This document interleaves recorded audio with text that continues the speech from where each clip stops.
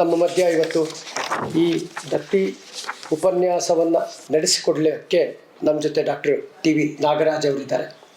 ತಮ್ಮೆಲ್ಲರ ಪರವಾಗಿ ಮಿಥಿಕ್ ಸೊಸೈಟಿಯ ಪರವಾಗಿ ಅವರಿಗೆ ಹೃತ್ಪೂರ್ವಕ ಸ್ವಾಗತವನ್ನು ಬಯಸ್ತೇನೆ. ಅವರ ಬಗ್ಗೆ ಒಂದು ಸಣ್ಣ ಪರಿಚಯ. ಇವತ್ತಿನ ನಾವು ನೋಡಿದಂಗೆ ಚಿಂತಾಮಣಿ ತಾಲೂಕು ಸ್ವಾತಂತ್ರ್ಯ ಹೋರಾಟದ ಹೆಜ್ಜೆ ಗುರುತುಗಳು. ಅವರು ಚಿಂತಾಮಣಿ ತಾಲೂಕಿನವರೇ ಸಹ. ಅಲ್ಲಿಯ ತಳಗವಾರ ಎಂಬ ಕೃಷಿ ಕುಟುಂಬದಲ್ಲಿ ಅವರು ಜನನವನ್ನು ತಳೆದವರು.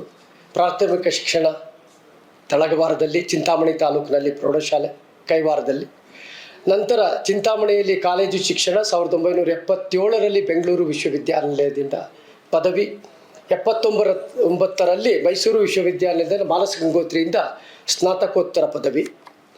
ಗ್ರಾಮೀಣ ಕ್ರಿಯಾತ್ಮಕ ಸಾಕ್ಷರತಾ ಯೋಜನೆಯಡಿ 3 ವರ್ಷಗಳ ಕಾಲ ಸಹಾಯಕ ಯೋಜನಾ ಅಧಿಕಾರಿಯಾಗಿ ಕಾರ್ಯನಿರ್ವಹಿಸಿದ್ದಾರೆ. 1984ರಲ್ಲಿ ಇವರು ಕರ್ನಾಟಕದಲ್ಲಿ ಕಾಲೇಜು ಶಿಕ್ಷಣ ಇಲಾಖೆಯಲ್ಲಿ ಇತಿಹಾಸದ ಉಪನ್ಯಾಸಕರಾಗಿ ನೇಮಕ ಆಗಿ, ನಂತರ 2002ರಲ್ಲಿ ಮೈಸೂರು ವಿಶ್ವವಿದ್ಯಾನಿಲಯದಿಂದ ಮೈಸೂರಿನಲ್ಲಿ ನೀರಾವರಿ, ಕೋಲಾರ ಜಿಲ್ಲೆಯ ಒಂದು ಅಧ್ಯಯನ ಇದರ ಕುರಿತು ಡಾಕ್ಟರೇಟ್ ಪದವಿಯನ್ನು ಅವರು ಪಡ್ಕೊಂಡ್ರು. ನಂತರ ಕರ್ನಾಟಕದ ವಿವಿಧ ಪದವಿ ಕಾಲೇಜುಗಳಲ್ಲಿ ಸುಮಾರು 29 ವರ್ಷಗಳ ಕಾಲ ಸೇವೆಯನ್ನು ಸಲ್ಲಿಸಿ ನಿವೃತ್ತರಾಗಿ, ಆಗಬೇಕಾದ್ರೆ ಅವರು ಪ್ರಾಧ್ಯಾಪಕರು ಮಹಾರಾಣಿ ಕಲಾ ಕಾಲೇಜು ವಾಣಿಜ್ಯ ಮತ್ತು ನಿರ್ವಹಣಾ ಕಾಲೇಜು ಬೆಂಗಳೂರಿನಲ್ಲಿ ಅವರು ನಿವೃತ್ತಿಯಾದರು. ಸಾಕಷ್ಟು ಸೆಮಿನಾರ್ಗಳು, 3 ಅಂತಾರಾಷ್ಟ್ರೀಯ ಸೆಮಿನಾರ್ಗಳು, 12 ರಾಷ್ಟ್ರೀಯ ಸೆಮಿನಾರ್ಗಳು ಮತ್ತು 30 ರಾಜ್ಯ ಮಟ್ಟದ ಸೆಮಿನಾರ್ಗಳಲ್ಲಿ ಭಾಗವಹಿಸಿದರು. ಹಾಗೂ ಸುಮಾರು 6 ಪುಸ್ತಕಗಳು, ಸುಮಾರು 65 ಸಂಶೋಧನಾ ಲೇಖಕಗಳು ಇವರ ಕಡೆಯಿಂದ ಪ್ರಕಟವಾಗಿವೆ. ಯೂನಿವರ್ಸಿಟಿ ಗ್ರಾಂಟ್ಸ್ ಕಮಿಷನ್ ಪ್ರಾಯೋಜಿಸಿದ ಒಂದು ಸಣ್ಣ ಸಂಶೋಧನಾ ಯೋಜನೆ ಟ್ಯಾಂಕ್ ನೀರಾವರಿ ಅಡಿಯಲ್ಲಿ ಭೂ ಹಿಡುವಳಿಗಳು, ಸಾಮಾಜಿಕ ಡೈನಾಮಿಕ್ಸ್ ಅಧ್ಯಯನ, ಇದು ಈಗಲೂ ಸಹ ಪ್ರಗತಿ ಇದೆ.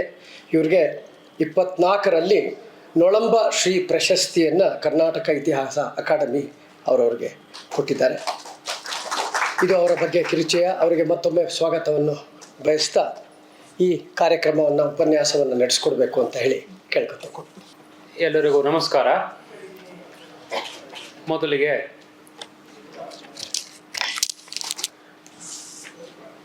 HK ವೀರಣ್ಣಗೌಡ ಸ್ಮಾರಕ ದತ್ತಿ ಪ್ರಾಯೋಜಕರು ಮತ್ತು ಅವರ ಕುಟುಂಬದವರಿಗೆ ನಮಸ್ಕರಿಸ್ತಾ, ಅವರನ್ನು ಸ್ಮರಿಸ್ಕೊಳ್ತಾ, ನನ್ನ ಶೈಕ್ಷಣಿಕ ಸಾಧನೆಗೆ ವೇದಿಕೆಯಾದ ಮಿಥಿಕ್ ಸೊಸೈಟಿಯ ಆಗಿ ಹೋದಂಥ ಎಲ್ಲ ಹಿರಿಯ ಚೇತನಗಳನ್ನು ಈ ಸಂದರ್ಭದಲ್ಲಿ ನೆನೆಸ್ಕೊಳ್ತಾ, ಪ್ರಸ್ತುತ ಮಿಥಿಕ್ ಸೊಸೈಟಿಯ ಎಲ್ಲ ಪದಾಧಿಕಾರಿಗಳು ಮತ್ತು ಸಂಸ್ಥೆಗೆ ನನ್ನ ವಿಶೇಷವಾಗಿರ್ತಕ್ಕಂಥ ಕೃತಜ್ಞತೆಗಳನ್ನು ನಾನು ಹೇಳಬೇಕಾಗಿದೆ. ಕಾರಣ ಆದರೂ ಇಷ್ಟೇ, 1995ರಲ್ಲಿ ನಾನು ಪಕ್ಕದ ಸರ್ಕಾರಿ ಕಲಾ ಕಾಲೇಜಿಗೆ ಉಪನ್ಯಾಸಕನಾಗಿ ವರ್ಗಾವಣೆಗೊಂಡು ಬಂದೆ. ಆಗ ನನ್ನ ಸಂಶೋಧನಾ ಕಾರ್ಯ ಆರಂಭ ಆಯಿತು. ಪಕ್ಕದ ಕಾಲೇಜು, ಇಲ್ಲಿ ಲೈಬ್ರರಿ. ಹಾಗಾಗಿ 95ರಿಂದ 50ವರೆಗೆ ಸುಮಾರು 29-30 ವರ್ಷಗಳ ಕಾಲ ನನ್ನ ಎಲ್ಲ ಶೈಕ್ಷಣಿಕ ಸಾಧನೆಗೆ ಅಡಿಪಾಯ ಆಗಿದ್ದು ಮಿಥಿಕ್ ಸೊಸೈಟಿ. ಸೊ ಆ ಒಂದು ಸಂಸ್ಥೆಯವರು ನನಗೆ ಒಂದು ಅವಕಾಶ ಕೊಟ್ಟಿದ್ದಾರೆ. ಮತ್ತು ನನ್ನ ದತ್ತಿ ಉಪನ್ಯಾಸ ಈ ಸಂಸ್ಥೆ ಮುಖಾಂತರ ನಡೀತಿರ್ತಕ್ಕಂಥದ್ದು ಇದು 3ನೇದು. ಇಷ್ಟೆಲ್ಲ ನನ್ನನ್ನು ಬೆಳೆಸ್ತಾ, ನನ್ನನ್ನು ಶೈಕ್ಷಣಿಕವಾಗಿ ನನ್ನ ಪುನರ್ವೃದ್ಧಿಗೆ ಕಾರಣವಾದಂಥ ಸಂಸ್ಥೆ ಬಗ್ಗೆ ನಾನು ಸದಾ ಚಿರುಣಿಯಾಗಿರಬೇಕು. ಮೊದಲಿಗೆ ಈ ಎಲ್ಲ ಪದಾಧಿಕಾರಿಗಳಿಗೆ, ಎಲ್ಲ ಹಿರಿಯ ಚೇತನಗಳಿಗೆ ನನ್ನ ನಮಸ್ಕಾರಗಳನ್ನು ತಿಳಿಸ್ತಾ, ಇವತ್ತು ಈ ಕಾರ್ಯಕ್ರಮಕ್ಕೆ ಇಷ್ಟೊಂದು ಜನ ಎಲ್ಲ ಹಿರಿಯರು ಕೂಡ ಮತ್ತು ಕಿರಿಯರು ದೊಡ್ಡ ಸಂಖ್ಯೆಯಲ್ಲಿ ಆಸಕ್ತಿದಾಯಕವಾಗಿ ಬಂದಿದ್ದೀರಾ. ನಿಮ್ಮೆಲ್ಲರ ಉಪಸ್ಥಿತಿ ನನಗೊಂದು ರೀತಿ ಎಲ್ಲ ಶುಭಾಶಯಗಳನ್ನು ತರ್ತಕ್ಕಂಥ ಶಕ್ತಿ ಇದೆ ಅಂತೇಳಿ ನಿಮಗೆಲ್ಲ ಕೂಡ ಹೊಂದಿಸ್ತಾ ನನ್ನ ಈ ಒಂದು ಲೇಖನವನ್ನು ಇಲ್ಲಿ ಮಂಡಿಸಲಿಕ್ಕೆ ಇಷ್ಟಪಡ್ತೇನೆ. ಇಲ್ಲಿ ಭಾರತದ ಸ್ವಾತಂತ್ರ್ಯ ಹೋರಾಟವನ್ನು ನಾವು ತುಂಬ ವಿಶಾಲವಾದಂಥ ಭಿತ್ತಿ ಮೇಲೆ ನಾವು ಕಾಣ್ತಾ ಬಂದಿದ್ದೀವಿ. ಅಲ್ಲಿ ಬಿಂಬಿತವಾದಂಥ ವ್ಯಕ್ತಿ ಇರ್ಬೋದು, ಘಟನೆ ಇರ್ಬೋದು, ಸನ್ನಿವೇಶಗಳಿರ್ಬೋದು, ಅವೆಲ್ಲ ಕೂಡ ಜನರ ಗಮನ ಸೆಳೆದಿವೆ. ಆದರೆ ಪ್ರಾದೇಶಿಕ ನೆಲೆಯಲ್ಲಿ ನಡೆದಂಥ ಘಟನೆಗಳು, ವ್ಯಕ್ತಿಗಳು ತಮ್ಮದೇ ಮಿತಿಯಲ್ಲಿ ಕಿರಿದಾಗಿ ಹೊತ್ತಿಕೊಂಡು ಸ್ವಾತಂತ್ರ್ಯ ಹೋರಾಟದ ಜ್ವಾಲೆ ಹೊತ್ತಿ ಉರಿಯಲು ಸಣ್ಣ ಕಿಡಿಯಾದರೂ ಅದರತ್ತ ಗಮನವೇ ಹರಿಸಿಲ್ಲ. ಇತಿಹಾಸ ಬರವಣಿಗೆಯಲ್ಲಿ ಇಂತಹ ನಿರ್ಲಕ್ಷ್ಯ ಗಮನಾರ್ಹ. 1980ರ ದಶಕದಲ್ಲಿ ಸಬಾಲ್ಟರ್ನ್ ಚರಿತ್ರೆಯ ಪುನರಚನೆಯ ಒಂದು ಪ್ರಕ್ರಿಯೆಯಲ್ಲಿ ಒಂದು ಸಮಕಾಲೀನ ಇತಿಹಾಸದ ರಚನೆಯ ಹೊಸ ಆಯಾಮಗಳು ಬೆಳೀತಾ ಬಂತು. ಆ ನಿಟ್ಟಿನಲ್ಲಿ ಮೌಖಿಕ ಪರಂಪರೆಯಲ್ಲೂ ಕೂಡ ಕಂಡುಬರುವ ಸಾಮಾನ್ಯರ ಇತಿಹಾಸ ದಾಖಲೆಯ ಸ್ವರೂಪ ಪಡೆಯಲಾರಂಭಿಸಿತು. ಈ ಅಂತರವನ್ನು ತುಂಬುವ ಮೂಲಕ ಸ್ವಾತಂತ್ರ್ಯ ಹೋರಾಟದ ಇತಿಹಾಸವನ್ನು ಕಟ್ಟಿಕೊಡುವ ಪ್ರಕ್ರಿಯೆಗಳು ನಡೆಯುತ್ತಿವೆ. ಅಷ್ಟೇ ಅಲ್ಲದೆ ಇತಿಹಾಸ ಕಥನದಲ್ಲಿ ಘಟನೆಗಳ ಬಗೆಗೆ ಆಕರಗಳ ಕೊರತೆ, ಬಹುತೇಕ ಅಲಭ್ಯ ಹಾಗೂ ಪರ್ಯಾಯ ಸಾಕ್ಷ್ಯಗಳ ಸತ್ಯಾಸತ್ಯತೆಯ ಪರಿಶೀಲನೆಯು ಒಂದು ಸವಾಲು. ಹೀಗಿರುವಾಗ ಸಮಗ್ರ ಇತಿಹಾಸ ರಚನೆ ಒಂದು ಭ್ರಮೆಯಾಗಿಯೇ ಉಳಿಯುವ ಸಾಧ್ಯತೆ ಇದೆ. ಈ ನನ್ನ ಪ್ರಯತ್ನದಲ್ಲಿ ತಾಲೂಕನ್ನು ಒಂದು ಘಟಕವನ್ನಾಗಿರಿಸಿಕೊಂಡು ಸೂಕ್ಷ್ಮ ಅಧ್ಯಯನಕ್ಕೆ ಒಳಪಡಿಸಿ ಒಂದು ಕಿರು ಸಂಕಲನವನ್ನು ತರ್ತಕ್ಕಂಥ ಉದ್ದೇಶ ಇತ್ತು. ಹೀಗಾಗಿ ಇಲ್ಲಿ ನಿರ್ಲಕ್ಷಿಸಿದ ತೊರೆಗಳಲ್ಲಿ ಒಂದಾದ ಈ ಪ್ರದೇಶ ಸಣ್ಣದಾಗಿದ್ದರೂ ಅನಿವಾರ್ಯತೆ ಇದೆ. ಈ ಪ್ರದೇಶದ ವ್ಯಕ್ತಿಗತ ಹೋರಾಟಗಳು ಬಹುತೇಕ ಸಾಮೂಹಿಕ ಸ್ವರೂಪ ಪಡೆಯುತ್ತಲೇ ಗಮನ ಸೆಳೆಯುತ್ತವೆ. ಚರಿತ್ರೆಯ ಅಧ್ಯಯನ ಶಿಸ್ತಿನ ಚೌಕಟ್ಟಿನಲ್ಲಿ ಅದನ್ನು ವಿಶ್ಲೇಷಣೆಗೆ ಒಳಪಡಿಸುವುದು ಒಂದು ಗಂಭೀರವಾದಂಥ ಕಾರ್ಯ ಅಂತ ನಾನಾದರೂ ಭಾವಿಸಿದ್ದೇನೆ. ಈ ಕಾರ್ಯದಲ್ಲಿ ಅನೇಕ ಕಳಚಿದ ಕೊಂಡಿಗಳು, ಸೇರ್ಪಡೆ ಮಾಡಬೇಕಾದ ಗುರುತರ ಕಾರ್ಯ, ಚರಿತ್ರೆಯ ಚೌಕಟ್ಟಿನ ಇತಿಮಿತಿ, ಆಕರಗಳು ಲಭ್ಯ ಇಲ್ಲದಿರ್ತಕ್ಕಂಥದ್ದು, ಜೊತೆಗೆ ಬಹುತೇಕ ಸಮಕಾಲೀನ ವ್ಯಕ್ತಿಗಳು ಕೂಡ ಕಣ್ಮರೆಯಾಗಿರುವುದು ನನ್ನ ಈ ಕಾರ್ಯಕ್ಕೆ ತುಂಬ ಅಡಚಣೆಯಾಗಿದೆ. ಈ ಎಲ್ಲ ಮಿತಿಗಳ ನಡುವೆ ಸಾಧ್ಯವಾದ ಮಟ್ಟಿಗೆ ಲಭ್ಯವಾದ ದಾಖಲೆಗಳು, ಈ ವ್ಯಕ್ತಿಗಳ ಬಗ್ಗೆ ಕೇಳಿದ್ದವರು ನೀಡಿದ ಮೌಖಿಕ ಮಾಹಿತಿ, ಜೊತೆಗೆ ರಾಜ್ಯದ ಜಿಲ್ಲೆಯ ಸ್ವಾತಂತ್ರ್ಯ ಹೋರಾಟಗಾರರ ಬಗ್ಗೆ ಈಗಾಗಲೇ ಅಧ್ಯಯನ ದಾಖಲಿರುವ ಕೆಲವೇ ಲೇಖನಗಳನ್ನು ಹೆಕ್ಕಿ ತೆಗೆದು ಈ ಪುನರ್ನಿರ್ಮಾಣ ಮಾಡೋ ಪ್ರಯತ್ನ ಇದಾಗಿದೆ ಅಂತಕ್ಕಂಥದ್ದನ್ನು ರಾಷ್ಟ್ರದ, ರಾಜ್ಯದ, ಜಿಲ್ಲೆಯ ವಿದ್ಯಮಾನಗಳಿಗೆ ಸ್ಪಂದಿಸಿದ ಈ ನಿಟ್ಟಿನಲ್ಲಿ ನಮ್ಮ ತಾಲೂಕಿನ ಸ್ವಾತಂತ್ರ್ಯ ಹೋರಾಟಗಾರರು ಹಿಂದೆ ಬೀಳಲಿಲ್ಲ. ಅವರ ಅನನ್ಯ ಮತ್ತು ಅವಿಸ್ಮರಣೀಯ. ಇಲ್ಲಿ ಒಂದು ಚಿಂತಾಮಣಿ ತಾಲೂಕನ್ನು ಘಟಕವಾಗಿಟ್ಕೊಂಡು ಸ್ವಾತಂತ್ರ್ಯ ಹೋರಾಟಗಾರರನ್ನ ಕುರಿತಂತೆ ಅವರ ಹೆಜ್ಜೆಗುರುತುಗಳನ್ನು ಹುಡುಕ್ತಕ್ಕಂಥ ಪ್ರಯತ್ನ ಇದೆಯಲ್ಲ, ಅದು ಮರಳುಗಾಡಲ್ಲಿ ಹೆಜ್ಜೆಗಳನ್ನು ಹುಡುಕಂಥ ಪ್ರಯತ್ನ ಆಗಿತ್ತು. ಚಿಂತಾಮಣಿ ತಾಲೂಕು ಅವಿಭಜಿತ ಕೋಲಾರ ಜಿಲ್ಲೆಯ ಒಂದು ಭಾಗ ಆಗಿತ್ತು. 2007ರಲ್ಲಿ ಅದು ಚಿಕ್ಕಬಳ್ಳಾಪುರ ಜಿಲ್ಲೆಯಾಗಿ ಈಗ ಚಿಕ್ಕಬಳ್ಳಾಪುರ ಜಿಲ್ಲೆಯಲ್ಲಿ ಅಂತರ್ಗತವಾಗಿದೆ. ನಮಗೆ ಭಾರತೀಯ ರಾಷ್ಟ್ರೀಯ ಕಾಂಗ್ರೆಸ್ ಸ್ಥಾಪನೆ ಆದ 1885ರಲ್ಲಿ, ಆ ನಂತರ 1920ರವರೆಗೆ ಕರ್ನಾಟಕದಲ್ಲಿ ಸ್ವಾತಂತ್ರ್ಯ ಚಳವಳಿಯ ಹೆಗ್ಗುರುತುಗಳನ್ನು ಅಷ್ಟಾಗಿ ನಮಗೆ ಕಂಡು ಬರೋದಿಲ್ಲ. ಬಾಂಬೆ ಕರ್ನಾಟಕದ ಭಾಗಕ್ಕೆ ಮಹಾರಾಷ್ಟ್ರದ ಗೋಖಲೆಯವರಿರ್ಬೋದು, ತಿಲಕ್ ಇರ್ಬೋದು, ಆ ಸಮಕಾಲೀನರ ಒಂದು ಪ್ರಭಾವ ಮೊದಲಿಗೆ ಬಾಂಬೆ ಕರ್ನಾಟಕದ ಭಾಗದಲ್ಲಿ, ಅದು ಬೆಳವಾಗಿ ಇರ್ಬೋದು, ಧಾರವಾಡದವರೆಗೆ ಪ್ರಭಾವ ಬೀರುತ್ತಾ ಬರ್ತದೆ. ಗಾಂಧೀಜಿಯವರು ಸಹ 1920ಕ್ಕಿಂತ ಪೂರ್ವದಲ್ಲಿ 2 ಬಾರಿ ಭೇಟಿ ಕೊಟ್ಟಿರ್ತಾರೆ. ತಿಲಕರು ಭೇಟಿ ಕೊಟ್ಟಿರ್ತಾರೆ, ಗೋಖಲೆಯವರು ಭೇಟಿ ಕೊಟ್ಟಿರ್ತಾರೆ. ಹಾಗಾಗಿ ಸ್ವಲ್ಪ ಮಟ್ಟಿಗೆ ಮೊದಲ ಹಂತದ ಸ್ವಾತಂತ್ರ್ಯ ಹೋರಾಟದ ಒಂದು ಹೆಜ್ಜೆಗುರುತುಗಳು ಆ ಭಾಗದಲ್ಲಿ ನಾವು ಕಾಣ್ತೀವಿ. ಆ ನಂತರದಲ್ಲಿ ಮತ್ತೆ 1924ರಲ್ಲಿ ಬೆಳಗಾವಿ ಅಧಿವೇಶನ ಆದ ನಂತರದಲ್ಲಿ ಸ್ವಾತಂತ್ರ್ಯ ಹೋರಾಟದ ಕಿಚ್ಚು ಹೆಚ್ಚಿಗೆ ಕರ್ನಾಟಕದ ಮೇಲೆ ತನ್ನ ಛಾಯೆಯನ್ನು ವಿಸ್ತರಿಸ್ಕೊಳ್ತಾ ಬಂತು. ಆದರೆ ಇಲ್ಲಿ ನಮಗೆ ನಮ್ಮ ಹಳೆ ಮೈಸೂರಿನ ಭಾಗಕ್ಕೆ ಸ್ವಾತಂತ್ರ್ಯ ಹೋರಾಟದ ಕಿಚ್ಚು 2ನೇ ಮಜಲಲ್ಲಿ ಕಾಣ್ತಾ ಬರ್ತೀವಿ. ಮತ್ತು ಕೋಲಾರ ಮತ್ತು ಚಿಂತಾಮಣಿ ತಾಲೂಕಿಗೆ ಏನಾಗುತ್ತೆ, ಅದು 3ನೇ ಮಜಲು ತಗೊಳ್ಳುತ್ತೆ. ಹಾಗಾಗಿ ಒಂದೇ ಹಂತದಲ್ಲಿ ನಮಗೆ ಸ್ವಾತಂತ್ರ್ಯ ಹೋರಾಟ ರಾಷ್ಟ್ರೀಯ ಮಟ್ಟದ್ದು, ರಾಜ್ಯ ಮಟ್ಟಕ್ಕೆ ಮತ್ತು ಜಿಲ್ಲಾ ಮಟ್ಟಕ್ಕೆ ಮತ್ತು ತಾಲೂಕು ಮಟ್ಟಕ್ಕೆ ಹರಿಯುವಂಥ ಒಂದು ಕಾಲಘಟ್ಟದಲ್ಲಿ 2 ದಶಕಗಳ ಒಂದು ಇದನ್ನು ನಾವು ಕಾಣ್ತಾ ಬರ್ತೀವಿ. ಆದರೆ ಇಲ್ಲಿ ಭಾಳ ಮುಖ್ಯವಾಗಿ ನಾವು ಗಮನಿಸಬೇಕಾಗಿರ್ತಕ್ಕಂಥ ಒಂದು ಇಲ್ಲಿ ಅಂಶ ಅಂತ ಹೇಳಿದಾಗ, ನಾವು ಚಿಂತಾಮಣಿ ತಾಲೂಕು ಅಥವಾ ನಮ್ಮ ಕರ್ನಾಟಕದಲ್ಲಿ ಸ್ವಾತಂತ್ರ್ಯ ಸಂಗ್ರಾಮದ ಬಗ್ಗೆ ನಾವು ವಿಚಾರ ಮಾಡ್ತಾ ಸಂದರ್ಭದಲ್ಲಿ ನಾವು 3 ಮುಖ್ಯ ಘಟನೆಗಳು ಇಲ್ಲಿ ಕಾರಣ ಆಗ್ತವೆ. ಒಂದು ಶಿವಪುರ ಧ್ವಜ ಸತ್ಯಾಗ್ರಹ, 2ನೇದು ವಿಧರಾಶ್ವತ್ಥ ಘಟನೆ, 3ನೇದು ಭಾಳ ಮುಖ್ಯವಾಗಿರ್ತಕ್ಕಂಥದ್ದು ಗಾಂಧೀಜಿಯವರು ತಮ್ಮ ಆರೋಗ್ಯದ ಒಂದು ನೆಲೆಯಲ್ಲಿ ವಿಶ್ರಾಂತಿಗಾಗಿ ನಂದಿ ಬೆಟ್ಟಕ್ಕೆ ಭೇಟಿ ಕೊಡ್ತಾರೆ. 2 ಬಾರಿ ಭೇಟಿ ಕೊಡ್ತಾರೆ ಅವರು. ಮೊದಲನೇ ಬಾರಿ ಭೇಟಿ ಕೊಟ್ಟಾಗ ಅಲ್ಲಿ ವಿಶ್ರಾಂತಿ ತಗೊಂಡು ಮತ್ತೆ ಬೆಂಗಳೂರಿಗೆ ಬಂದು ವಾಪಸ್ ಹೊರಟೋಗ್ತಾರೆ. ಆದರೆ 2ನೇ ಬಾರಿ ಭೇಟಿ ಕೊಟ್ಟಾಗ 1936ರಲ್ಲಿ ನಂದಿ ಬೆಟ್ಟದಿಂದ ವಿಶ್ರಾಂತಿ ನಂತರದಲ್ಲಿ ಆ ಜಿಲ್ಲೆಯ ನಾಯಕರುಗಳು ಅವರನ್ನು ಜಿಲ್ಲಾ ಪ್ರವಾಸಕ್ಕಾಗಿ ಆಹ್ವಾನ ಕೊಡ್ತಾರೆ. ಕೆ ಸಿ ರೆಡ್ಡಿ ಅವರೆಲ್ಲ ಕೂಡ ಭೇಟಿ ಮಾಡಿದಾಗ ಆಗ ಅವರು ಚಿಕ್ಕಬಳ್ಳಾಪುರ, ಶಿಡ್ಲಘಟ್ಟ, ಚಿಂತಾಮಣಿ, ಕೋಲಾರ, ಬಂಗಾರಪೇಟೆ ಮತ್ತು ಆ ಮಾರ್ಗವಾಗಿ ವಾಪಸ್ಸು ಹೋಗ್ತಾರೆ. ಈ 3 ಕಾಲಘಟ್ಟಗಳಲ್ಲಿ ಕರ್ನಾಟಕದಲ್ಲಿ ಸ್ವಾತಂತ್ರ್ಯ ಸಂಗ್ರಾಮದ ಒಂದು ಆ ಕಿಡಿಗಳಿತ್ತಲ್ಲ, ಅದು ರಾಜ್ಯ, ಜಿಲ್ಲೆ ಮತ್ತು ತಾಲೂಕು ಮತ್ತು ಗ್ರಾಮ ಮಟ್ಟಕ್ಕೆ ಪ್ರಸರಿಸ್ತು ಅಂತಕ್ಕಂಥದ್ದು. ಸೊ ಇಲ್ಲಿ ಗಾಂಧೀಜಿಯವರ ವ್ಯಕ್ತಿತ್ವ ಮತ್ತು ಅವರ ಭೇಟಿ ಮತ್ತು ಅವರನ್ನು ಭೇಟಿ ಮಾಡಿದ್ಮೇಲೆ ಜಿಲ್ಲೆಯಲ್ಲಿ, ಇಡೀ ಜಿಲ್ಲೆಯಲ್ಲಿ ಕೆ ಸಿ ರೆಡ್ಡಿ ಅವರನ್ನು ಮೊದಲು ಭೇಟಿ ಮಾಡಿ ಅವರಿಂದ ಪ್ರಭಾವಿತರಾಗಿ ಹರಿಜನ ಉದ್ಧಾರದ ಒಂದು ಸಮಿತಿ ಅಂತ ಮಾಡಿಕೊಂಡು ಅದಕ್ಕೆ ಚಂದ ವಸೂಲಿ ಮಾಡ್ತಕ್ಕಂಥ ಸಂದರ್ಭದಲ್ಲಿ ಅವರನ್ನು ಭೇಟಿ ಮಾಡ್ತಾರೆ. ಅವರಿಂದ ಅವರು ಪ್ರಭಾವಿತರಾಗ್ತಾರೆ. ಅಲ್ಲಿಂದ ನಾವು ಸ್ವಾತಂತ್ರ್ಯ ಹೋರಾಟದ ಕಿಡಿಗಳನ್ನು ನಾವು ವಿಶೇಷವಾಗಿ ಚಿಂತಾಮಣಿ ತಾಲೂಕು ಅಥವಾ ಕೋಲಾರ ಜಿಲ್ಲೆ ಆಗಿನ ಕಾಲಕ್ಕೆ ಆಯಿತು ಅಂತಕ್ಕಂಥದ್ದನ್ನು ನಾವಿಲ್ಲಿ ಗಮನಿಸಬೇಕು. ಶಿವಪುರ ಧ್ವಜ ಸತ್ಯಾಗ್ರಹದ ಒಂದು ಚಳವಳಿ ಇದೆಯಲ್ಲ, ಅಲ್ಲಿ ನಮಗೆ ನಿಖರವಾಗಿ ಚಿಂತಾಮಣಿ ತಾಲೂಕಿನವರು, ಇವರು ಕೋಲಾರ ಜಿಲ್ಲೆಯವರು, ಅಲ್ಲಿ ಯಾರ್ಯಾರು ಭಾಗವಹಿಸಿರೋದ್ರ ಬಗ್ಗೆ ನನಗೆ ಸ್ಪಷ್ಟವಾದಂಥ ಆಕರಗಳು ಸಿಗಲಿಲ್ಲ. ಆದರೆ ಶಿವಪುರ ಧ್ವಜ ಸತ್ಯಾಗ್ರಹದ ಬಗ್ಗೆ ಆಗಿರ್ತಕ್ಕಂಥ ಅಧ್ಯಯನಗಳಲ್ಲಿ ಜಿಲ್ಲಾವಾರು ಕ್ಯಾಂಪ್ಗಳನ್ನು ಅಲ್ಲಿ ಹಾಕ್ಕೊಂಡಿದ್ರು. ಒಂದು ದಿವಸ ಒಂದೊಂದು ಜಿಲ್ಲೆಯವರು ಅಲ್ಲಿ ಧ್ವಜ ಸತ್ಯಾಗ್ರಹವನ್ನು ನಡೆಸ್ತಾ ಇದ್ರು ಅನ್ನೋ ಮಾಹಿತಿ ಸಿಕ್ಕಾಗ, ಒಂದು ದಿವಸ ಕೋಲಾರ ಜಿಲ್ಲೆಯ ಶಿಬಿರದ ಧ್ವಜ ಸತ್ಯಾಗ್ರಹದ ಕಾರ್ಯಕ್ರಮ ನಡೆಯುತ್ತೆ ಅನ್ನೋದ್ರ ಬಗ್ಗೆ ಮಾತ್ರ ಒಂದು ಸಣ್ಣ ಉಲ್ಲೇಖ ನನಗೆ ಕಂಡು ಬಂತು. ಸೊ ಹಾಗಾಗಿ K C Reddy, M V Krishnappa ಮತ್ತು ಕೆ ಪಟ್ಟಾಭಿರಾಮನ್ ಇವರೆಲ್ಲರೂ ಕೂಡ ಶಿವಪುರ ಧ್ವಜ ಸತ್ಯಾಗ್ರಹದಲ್ಲಿ ಭಾಗವಹಿಸಿರ್ಲಿಕ್ಕೆ ಸಾಧ್ಯತೆಗಳಿದೆ ಅನ್ನೋದನ್ನು ಇಟ್ಕೊಂಡು ಅಲ್ಲಿ ಜಿಲ್ಲೆಯ ಪ್ರತಿನಿಧಿಗಳಾಗಿ ಅವರು ಭಾಗವಹಿಸಿದ್ರು.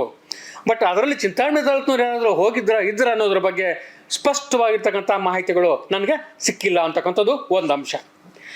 ಅದಾದ ನಂತರ ಇಲ್ಲಿ ವಿಶೇಷವಾಗಿ ನಮಗೆ ಅದಕ್ಕಿಂತ ಪೂರ್ವದಲ್ಲಿ ಗಾಂಧೀಜಿಯವರು, ನಾನಾಗಲೇ ಹೇಳಿದೆ, 2 ಬಾರಿ ನಂದಿ ಬೆಟ್ಟಕ್ಕೆ ಬರ್ತಾರೆ. ಅವರು ಮೊದಲನೇ ಬಾರಿ ಭೇಟಿ ಕೊಟ್ಟಾಗ ಮತ್ತು 2ನೇ ಬಾರಿ ಭೇಟಿ ಕೊಟ್ಟಾಗ ಒಟ್ಟಾರೆ ಮೊದಲ ಬಾರಿ 26 ದಿವಸ, 2ನೇ ಬಾರಿ 44 ದಿವಸ, ಒಟ್ಟು 62 ದಿವಸಗಳ ಕಾಲ ಅವರು ನಂದಿ ಬೆಟ್ಟದಲ್ಲಿ ವಿಶ್ರಾಂತಿ ಪಡ್ಕೊಳ್ತಾರೆ.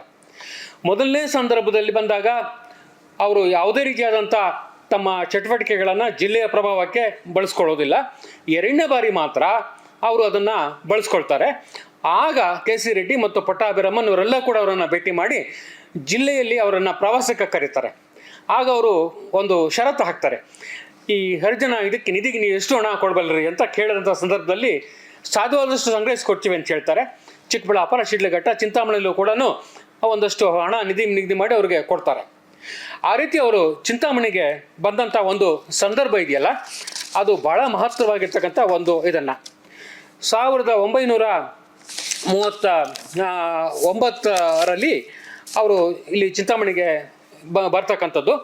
ಬಂದಂಥ ಸಂದರ್ಭದಲ್ಲಿ ಅಲ್ಲಿ ಈಗಲೂ ಒಂದು ಸರ್ಕಾರಿ ಪ್ರೌಢಶಾಲೆ ಇದೆ, ಗೌರ್ಮೆಂಟ್ ಹೈಸ್ಕೂಲ್ ಅಂತಕ್ಕಂಥದ್ದು. ಅಲ್ಲಿ ವೇದಿಕೆ ಮೇಲೆ ಅವರು ಭಾಷಣ ಮಾಡ್ತಾರೆ.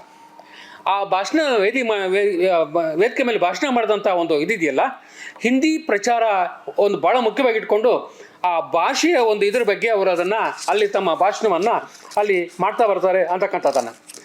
ಇಲ್ಲಿ ಚಿಂತಾಮಣಿಗೆ ಅವರು 31 ಮೇ 1931ರಲ್ಲಿ ಚಿಕ್ಕಬಳ್ಳಾಪುರ ಶಿಡ್ಲಘಟ್ಟದ ಕಾರ್ಯಕ್ರಮ ಮುಗಿಸ್ಕೊಂಡು ಚಿಂತಾಮಣಿಗೆ ಬಂದಾಗ, ಚಿಂತಾಮಣಿಯ ಮಹಾದ್ವಾರದಲ್ಲೇ ಅವರಿಗೆ ಅಂದಿನ ಮುನ್ಸಿಪಾಲ್ಟಿ ಅಧಿಕಾರಿಗಳು, ಪದಾಧಿಕಾರಿಗಳು ಅವ್ರನ್ನ ಸ್ವಾಗತಿಸ್ಕೊಂಡು ಅಲ್ಲಿಂದ ಅವರನ್ನು ಮೆರವಣಿಗೆಯಲ್ಲಿ ಆ ಹೈಸ್ಕೂಲ್ ಮೈದಾನಕ್ಕೆ ತರ್ತಾರೆ. ಆ ವೇದಿಕೆ ಮೇಲೆ ಅವರು ಅಲ್ಲೇ ಭಾಷಣ ಮಾಡ್ತಾ ಬರ್ತಾರೆ. ಅದರಲ್ಲಿ ಹಿಂದಿ ಮತ್ತು ಭಾಷಾ ವಿವಾದದ ಬಗ್ಗೆ ಅವರು ತಮ್ಮ ಭಾಷಣವನ್ನು ಸಂಪೂರ್ಣವಾಗಿ ಕೇಂದ್ರೀಕರಿಸಿದರು ಅನ್ನೋದು ಇಲ್ಲಿ ನಾವು ಗಮನಿಸಬೇಕು ಅಂತಕ್ಕಂಥದ್ದನ್ನು. ಜೊತೆಗೆ ಅಲ್ಲಿಂದ ವಾಪಸ್ ಬರ್ತಾ ಎಚ್ ಕ್ರಾಸ್ ಮಾರ್ಗವಾಗಿ ಕೋಲಾರಕ್ಕೆ ಹೋಗಿ, ಕೋಲಾರದ ಬಂಗಾರಪೇಟೆಗೆ ಹೋಗಿ ಅಲ್ಲಿಂದ ಅವರು ವಾಪಸ್ಸು ಬರ್ತಾರೆ. ಆದರೆ ಇಲ್ಲಿ ಗಾಂಧೀಜಿಯವರು ನಂದಿ ಬೆಟ್ಟಕ್ಕೆ ಬಂದ ಸಂದರ್ಭದಲ್ಲಿ ಆ ಜಿಲ್ಲೆಯ ನಾಯಕರುಗಳು ಭೇಟಿ ಮಾಡಿ ಅವರ ವ್ಯಕ್ತಿತ್ವದಿಂದ ಪ್ರಭಾವಿತರಾಗಿ ಜಿಲ್ಲೆಯಲ್ಲಿ ಸ್ವಾತಂತ್ರ್ಯ ಸಂಗ್ರಾಮದ ಒಂದು ಕಿಚ್ಚು ಹಚ್ಚಲ್ಪಟ್ಟಿತು ಅನ್ನೋದನ್ನು ನಾವಿಲ್ಲಿ ಸ್ಪಷ್ಟವಾಗಿ ಗಮನಿಸ್ತಾ ಬರ್ತೇವೆ. ಈಗ ಇಲ್ಲಿ ಚಿಂತಾಮಣಿ ಅಂತ ನಾವು ಹೇಳಿದಾಗ ಏನಾಗುತ್ತೆ ಅಂತ ಹೇಳಿದ್ರೆ, ನಮ್ಮ ಚಿಂತಾಮಣಿ ತಾಲೂಕಿನಲ್ಲಿ ಈ ಒಂದು ಗಾಂಧೀಜಿಯವರ ಭೇಟಿಯ ಕಾರ್ಯಕ್ರಮ ಅವ್ರ ಮೇಲೆ ಪ್ರಭಾವ ಬೀರುತ್ತೆ. ಇಲ್ಲಿ ಒಂದನ್ನು ನಾವಿಲ್ಲಿ ಉಲ್ಲೇಖ ಮಾಡಬೇಕು. ಇಲ್ಲಿ ಮೊದಲು ಚಿಂತಾಮಣಿ ಶಾಲೆಗೆ ಬಂದಿದ್ದರಿಂದ ಅಲ್ಲಿ ವಿದ್ಯಾಭ್ಯಾಸ ಮಾಡ್ತಿರ್ತಕ್ಕಂಥ ಒಬ್ಬ ವಿದ್ಯಾರ್ಥಿ ಟಿ ಕೆ ಗಂಗರೆಡ್ಡಿ ಅಂತಕ್ಕಂಥವ್ರು, ಅವರು ಗಾಂಧೀಜಿಯವರ ಭಾಷಣ ಮತ್ತು ವ್ಯಕ್ತಿತ್ವದಿಂದ ಪ್ರಭಾವಿತರಾಗಿ ಚಿಂತಾಮಣಿಯಿಂದ ವಾರದಾಗೆ ಕಾಲ್ನಡಿಗೆಯಲ್ಲಿ ಹೋಗ್ತಾರೆ. ಅವ್ರ ಮನೆಯಲ್ಲಿ ಕೇಳೋದಿಲ್ಲ, ಸ್ನೇಹಿತರಿಗೆ ಹೇಳ್ಕೊಳ್ಳೋದಿಲ್ಲ, ಯಾರಿಗೂ ಹೇಳೋದಿಲ್ಲ. ಏಕಾಂಗಿಯಾಗಿ 17 ವರ್ಷದ ಬಾಲಕ ಚಿಂತಾಮಣಿಯಿಂದ ವಾರದಾಗೆ ಕಾಲ್ನಡಿಗೆಯಲ್ಲಿ ಹೋಗ್ತಾರೆ. ಸುಮಾರು 1182 ಕಿಲೋಮೀಟರ್ ದೂರ, ಪ್ರತಿದಿನ ಸರಾಸರಿ 20ರಿಂದ 22 ಕಿಲೋಮೀಟರ್ ಕಾಲ್ನಡಿಗೆ ಮಾಡ್ತಾ ಅಲ್ಲಿಗೆ ಹೋಗಿ ತಲುಪಿದಾಗ ಗಾಂಧೀಜಿಯವರು ಆಶ್ರಮದಲ್ಲಿ ಇರೋದಿಲ್ಲ. ಅವರು ಚಿಯಾಂಗ್ ಕೈ ಶೇಖನ್ನ ಭೇಟಿ ಮಾಡಲಿಕ್ಕೆ ಹೋಗಿರ್ತಾರೆ. ಹಾಗಾಗಿ ಅವರಿಗೆ ಆಶ್ರಮಕ್ಕೆ ಪ್ರವೇಶನೂ ಸಿಗೋದಿಲ್ಲ. ಕೊನೆಗೆ ಆ ಆಶ್ರಮದ ಮುಂಭಾಗಿಲಲ್ಲಿ ಹಠಮಾರಿ ಆಗಿ ಕೂತು ಒಬ್ಬ ಬಾಲಕ ಅಳ್ತಿರ್ತಾನೆ. ಆಗ ಅವರು ಗಮನಿಸಿ ಒಳಗೆ ಕರ್ಕೊಂಡು ಹೋಗ್ತಾರೆ. 1 ತಿಂಗಳ ಕಾಲ ವಾರ್ಧಾ ಆಶ್ರಮದಲ್ಲಿ ಗಾಂಧೀಜಿಯವರ ಏನು ಎಲ್ಲ ಕಾರ್ಯಕ್ರಮಗಳಿತ್ತು, ಪ್ರಾರ್ಥನೆಯಿಂದ ಹಿಡಿದು ಶ್ರಮದಾನ ಮತ್ತು ನೂಲನ್ನು ನೇಯ್ತಕ್ಕಂಥದ್ದು ಎಲ್ಲ ಕಾರ್ಯಚಟುವಟಿಕೆಗಳನ್ನು ಕೂಡ ಮಾಡ್ತಾ ಸುಮಾರು 1 ತಿಂಗಳು 1 ವಾರದ ಕಾಲ ಅಲ್ಲಿ ಇರ್ತಾರೆ ಅವರು. ಅಲ್ಲಿಂದ ಅವರು ವಾಪಸ್ ಇಲ್ಲಿಗೆ ಬರ್ತಾರೆ. ಅವರು ವಾಪಸ್ ಬಂದಾಗಲೇ ಚಿಂತಾಮಣಿಯಲ್ಲಿ ಅವರ ಮನೆಯನ್ನೂ ಸೇರಿದಂತೆ ಅವರ ನೆರೆಯವರಿಗೆ ಗೊತ್ತಾಗಿದ್ದು ಅವರು ವಾರದಾಗ ಹೋಗಿದ್ರು ಅಂತ. ಅವರು ಬಂದ ಮೇಲೆ ಅವರ ಸಾಹಸಗಳನ್ನು, ಅವ್ರು ಪಟ್ಟಂಥ ಶ್ರಮ, ಅವ್ರು ಪಟ್ಟಂಥ ಕಷ್ಟ ಕೋಟಲಿ ಎಲ್ಲವನ್ನೂ ಕೂಡ ಅವರು ಹೇಳಿಕೊಂಡಿದ್ದಾರೆ. ಅದನ್ನು ನಾವು ಸೂರ್ಯನಾಥ್ ಕಾಮತ್ ಅವ್ರನ್ನ ನೆನೆಸ್ಕೋಬೇಕು. ಅವರೊಂದು ಪುಸ್ತಕ ಪ್ರಕಟ ಮಾಡಿದ್ದಾರೆ, ಸ್ವಾತಂತ್ರ್ಯದ ಸ್ಮೃತಿಗಳು ಅಂತೇಳಿ 3 ಸಂಪುಟಗಳು. ಆ ಸಂಪುಟದಲ್ಲಿ ಕರ್ನಾಟಕದ ಬಹುತೇಕ ಸ್ವಾತಂತ್ರ್ಯ ಹೋರಾಟಗಾರರ ದಾಖಲೆ ಅದರಲ್ಲಿದೆ. ಅದರಲ್ಲಿ ಟಿ ಕೆ ಗಂಗರೆಡ್ಡಿಯವರಿಂದಲೇ ಬರೆಸ್ಕೊಂಡಿರ್ತಕ್ಕಂಥ ಒಂದು ಮಾಹಿತಿಯನ್ನು ಕಾಮತ್ ಅವರ ಪುಸ್ತಕದಲ್ಲಿ ನಾನು ತಗೊಂಡೆ. ಜೊತೆಗೆ ಅವರ ಮನೆಯಲ್ಲೂ ಕೂಡ ಮಾಹಿತಿಯನ್ನು ನಾನು ಸಂಗ್ರಹಿಸ್ಕೊಂಡೆ. ಅಂದರೆ ಇಲ್ಲಿ ಚಿಂತಾಮಣಿನಲ್ಲಿ ಹೈಸ್ಕೂಲಲ್ಲಿ ಅವರು ಭಾಷಣ ಮಾಡಿದ ಕಾರ್ಯಕ್ರಮ ಆ ತಾಲೂಕಿನ ಅನೇಕ ಜನ ಯುವಕರು ವಿದ್ಯಾರ್ಥಿಗಳ ಮೇಲೆ ಪ್ರಭಾವ ಬೀರಿತು. ಅದರಲ್ಲಿ ಇಲ್ಲಿ ನಾನೇನು 27 ಜನರ ಬಗ್ಗೆ ನಾನು ಕ್ಷೇತ್ರ ಕಾರ್ಯ ಮಾಡಿ ಸಂಗ್ರಹಿಸಿದನೋ ಅಷ್ಟು ಜನ ಕೂಡ ಆ ಶಾಲೆಯಲ್ಲಿ ಓದ್ತಿರ್ತಕ್ಕಂಥವ್ರು. ಆದರೆ ನೋಡೋದು ಹೈಸ್ಕೂಲ್ ಅದು. ಹಾಗಾದರೆ ಅವರು ಪ್ರಾಥಮಿಕ ಶಾಲೆ ಮಾಧ್ಯಮಿಕ ಶಾಲೆ ಎಲ್ಲಿತ್ತು ಅನ್ನೋದಕ್ಕೇನೆ ಪಕ್ಕದ ಒಂದು 8 ಕಿಲೋಮೀಟರ್ ದೂರದಲ್ಲಿ ಕಾಗತಿ ಅಂತ ಇದೆ. ಅಲ್ಲಿ ಒಬ್ಬ MRA ಮೆಂಬರ್ ಇದ್ದರು, ಶ್ರೀರಾಮರೆಡ್ಡಿ ಅಂಥೇಳಿ. ಅವರ ಮನೆಯಲ್ಲಿ ಒಂದು ಕೃಷಿ ಶಾಲೆ ಅಂತ ನಡೆಸ್ತಾ ಇದ್ರು. ಆ ಕೃಷಿ ಶಾಲೆಯಲ್ಲಿ ಆ ತಾಲೂಕಿನ ಎಲ್ಲ ವಿದ್ಯಾರ್ಥಿಗಳು ಅಲ್ಲಿ ಶಿಕ್ಷಣ ಪಡೀತಿದ್ರು. ಕಾರಣ ಏನು ಅಂತ ಹೇಳಿದ್ರೆ ಶ್ರೀರಾಮರೆಡ್ಡಿಯವರ ಮನೆ ಅನ್ನಛತ್ರ ಆಗಿತ್ತು. ಆ ತಾಲೂಕಿನ ಯಾರೇ ವಿದ್ಯಾರ್ಥಿಗಳು ಅಲ್ಲಿ ವಿದ್ಯಾಭ್ಯಾಸ ಪಡಿತೀವಿ ಅಂತಂದರೆ ಅವ್ರಿಗೆ ಉಚಿತವಾದಂಥ ಊಟ ಮತ್ತು ವಸತಿಯನ್ನು ಆ MRA ಮೆಂಬರ್ ಒದಗಿಸ್ತಾ ಇದ್ದರು. ಈಗಲೂ ಆ ಶಾಲೆ ಇದೆ. ಅಲ್ಲಿ ಇವರು ಶಿಕ್ಷಣ ಪಡ್ಕೊಳ್ತಾರೆ, ಪ್ರಾಥಮಿಕ ಮತ್ತು ಮಾಧ್ಯಮಿಕ ಶಿಕ್ಷಣ. ಪ್ರೌಢಶಾಲೆಗಾಗಿ ಮಾತ್ರ ಅವ್ರು ಚಿಂತಾಮಣಿಗೆ ಬರ್ತಾರೆ. ಇಲ್ಲಿ ಆ ಕಾಗತಿ ಶಾಲೆ ಕೂಡ ಸ್ವಾತಂತ್ರ್ಯ ಸಂಗ್ರಾಮದ ಕುಡಿಗಳನ್ನು ಸೃಷ್ಟಿ ಮಾಡಿರ್ತಕ್ಕಂಥ ಶಾಲೆ. ಈಗಲೂ ಹೆಂಚಿನ ಕಟ್ಟಡ ಅಷ್ಟೇ ಸುಸ್ಥಿತಿಯಾಗಿ ಅಲ್ಲೊಂದು ಶಂಕುಸ್ಥಾಪನೆ ಮಾಡಿರ್ತಕ್ಕಂಥ ಕಲ್ಲು ಎಲ್ಲ ಕೂಡ ಈಗಲೂ ಕೂಡ ಅಲ್ಲಿ ಇದೆ ಅಂತಕ್ಕಂಥದ್ದು ಒಂದು. ನಂತರ ಇಲ್ಲಿ ಚಿಂತಾಮಣಿ ಇದಂತ ಹೇಳಿದಾಗ ಇಲ್ಲಿ ನಾನು ವ್ಯಕ್ತಿಗಳ ಬಗ್ಗೆ ನಾನು ಹೇಳೋಕೆ ಹೋಗ್ತಾ ಮುಂಚಿತವಾಗಿ ನಮಗೆ ವಿಧಾನಸೌಧದ ಘಟನೆ ಇಲ್ಲಿ ಭಾಳ ಪ್ರಮುಖವಾಗಿ ಆಗ್ತಕ್ಕಂಥದ್ದು. ಶಿವಪುರ ಧ್ವಜ ಸತ್ಯಾಗ್ರಹದ ಚಳವಳಿ ಆದ ನಂತರದಲ್ಲಿ ಈ ವಿಧಾನಸೌಧ ಧ್ವಜ ಸತ್ಯಾಗ್ರಹ ಚಳವಳಿ ಆಗತ್ತೆ. ನಿಮಗೆಲ್ಲ ಗೊತ್ತಿರೋ ಹಾಗೆ ವಿಧಾನಸೌಧ ಒಂದು ಧಾರ್ಮಿಕ ನೆಲೆಯೂ ಕೂಡ ಹೌದು.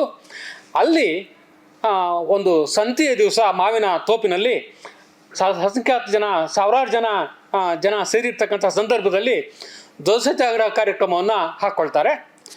ಆ ಒಂದು ಧ್ವಜ ಸತ್ಯಾಗ್ರಹ ಒಂದು ಸಂಭ್ರಮ ಅಥವಾ ಸಡಗರದಲ್ಲಿ ಜನರ ಒಂದು ಉತ್ಸಾಹಶೀಲ ಮನೋಭಾವ ಮತ್ತು ಅವರ ಪ್ರಚೋದನಾತ್ಮಕವಂತ ಇದು ಆ ಧ್ವಜ ಸತ್ಯಾಗ್ರಹವನ್ನು ನಡೆಸಲೇಬೇಕು ಅಂತಕ್ಕಂಥದ್ದು. ಒಂದು ಕಡೆ ಅಂದಿನ ಸರ್ಕಾರ ಅದನ್ನು ಪ್ರತಿಭಟನೆ ಮಾಡ್ತಕ್ಕಂಥ, ನಿಷೇಧಾಜ್ಞೆ ಇರ್ತಕ್ಕಂಥ, ಅದನ್ನು ಚಲಿಸ್ತಕ್ಕಂಥ ಎಲ್ಲ ರೀತಿಯ ಪ್ರತಿಗಾಮಿ ಕ್ರಮಗಳನ್ನು ಕೂಡ ತಗೊಳ್ತಾರೆ. ಅದನ್ನು ಧಿಕ್ಕರಿಸಿ ಜನ ಅಲ್ಲಿ ಸಭೆ ಸೇರಿ ಧ್ವಜ ಸತ್ಯಾಗ್ರಹ ಮಾಡಲಿಕ್ಕೆ ಹೋಗ್ತಾರೆ. ಆ ಘಟನೆಯಲ್ಲಿ ನಡೆದಕ್ಕಂಥ ಒಂದು ಗೋಲಿಬಾರ್ ಪ್ರಕರಣ ಇದೆಯಲ್ಲ, ಅದರಲ್ಲಿ ಸುಮಾರು 10 ಜನ ಹತರಾದರು ಅಂತ ಒಂದು ದಾಖಲೆ, ಇನ್ನೊಂದರಲ್ಲಿ 14 ಜನ ಹತರಾದರು ಅಂಥೇಳಿ, ಈ ರೀತಿ 8, 10, 16, 24 ಇರ್ತಕ್ಕಂಥ ಸಂಖ್ಯೆಗಳ ಒಂದು ಹೇಳಿಕೆಗಳು, ದಾಖಲೆಗಳು, ಬರವಣಿಗೆಗಳು ನನಗೆ ಸಿಕ್ಕಿದೆ.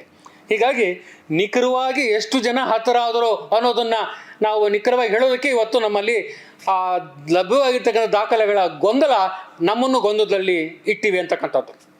ಅಲ್ಲಿ ಇನ್ನೊಂದು ನಾವು ಭಾಳ ಗಮನಿಸಬೇಕು. ಆ ಘಟನೆ ನಡೆದಂಥ ಸಂದರ್ಭದಲ್ಲಿ ಸರ್ಕಾರಿ ದಾಖಲೆಗಳಲ್ಲಿ ಬರೀ 8 ಜನ ಅಂತೇಳಿ ದಾಖಲೆ ಮಾಡಿದ್ರು ಕೂಡ ವಾಸ್ತವವಾಗಿ ಅದಕ್ಕಿಂತ ಹೆಚ್ಚು ಜನ ಗಾಯಾಳುಗಳಾಗಿದ್ದರು. ಹೆಚ್ಚು ಜನ ಅಲ್ಲಿಂದ ಪರಾರಿಯಾಗಿ ಆಂಧ್ರದ ಗಡಿ ಭಾಗಕ್ಕೆ ಹೋದ ಸಂದರ್ಭದಲ್ಲಿ ಅಲ್ಲಿ ಹತರಾಗಿರ್ತಾರೆ. ಅದೆಲ್ಲ ದಾಖಲೆಗಳನ್ನು ತಗೊಂಡು ಆ ನಂತರ ಆಗಿರ್ತಕ್ಕಂಥ ಸಂಶೋಧನೆಯಲ್ಲಿ ಆ ಸಂಖ್ಯೆ 26ಕ್ಕೆ ಹೋಗ್ತಾ ಬಂದಿದೆ ಅನ್ನೋದನ್ನು ನಾವು ಗಮನಿಸಬೇಕು ಅಂತಕ್ಕಂಥದ್ದು ಉಂಟು. ಮತ್ತು ಆ ಒಂದು ಘಟನೆ ನಡೆದಂಥ ಸಂದರ್ಭದಲ್ಲಿ ಗಾಂಧೀಜಿಯವರು ಆ ಒಂದು ಘಟನೆಯನ್ನು ಟೀಕೆ ಮಾಡ್ತಾರೆ. ಮತ್ತು ಅವರೇ ಕಾಂಗ್ರೆಸ್ಸಿಂದ ಒಂದು ಸಮಿತಿನ ಕೂಡ ನೇಮಕ ಮಾಡ್ತಾರೆ. ಮತ್ತು ಸರ್ಕಾರ ಆವತ್ತಿನ ದಿವಸ ವೇಪ ರಮೇಶನ್ ಅಂತಕ್ಕಂಥ ಒಬ್ಬ ನ್ಯಾಯಾಧೀಶರಿಂದ ಒಂದು ಸಮಿತಿನ ನೇಮಕ ಮಾಡ್ತಾರೆ.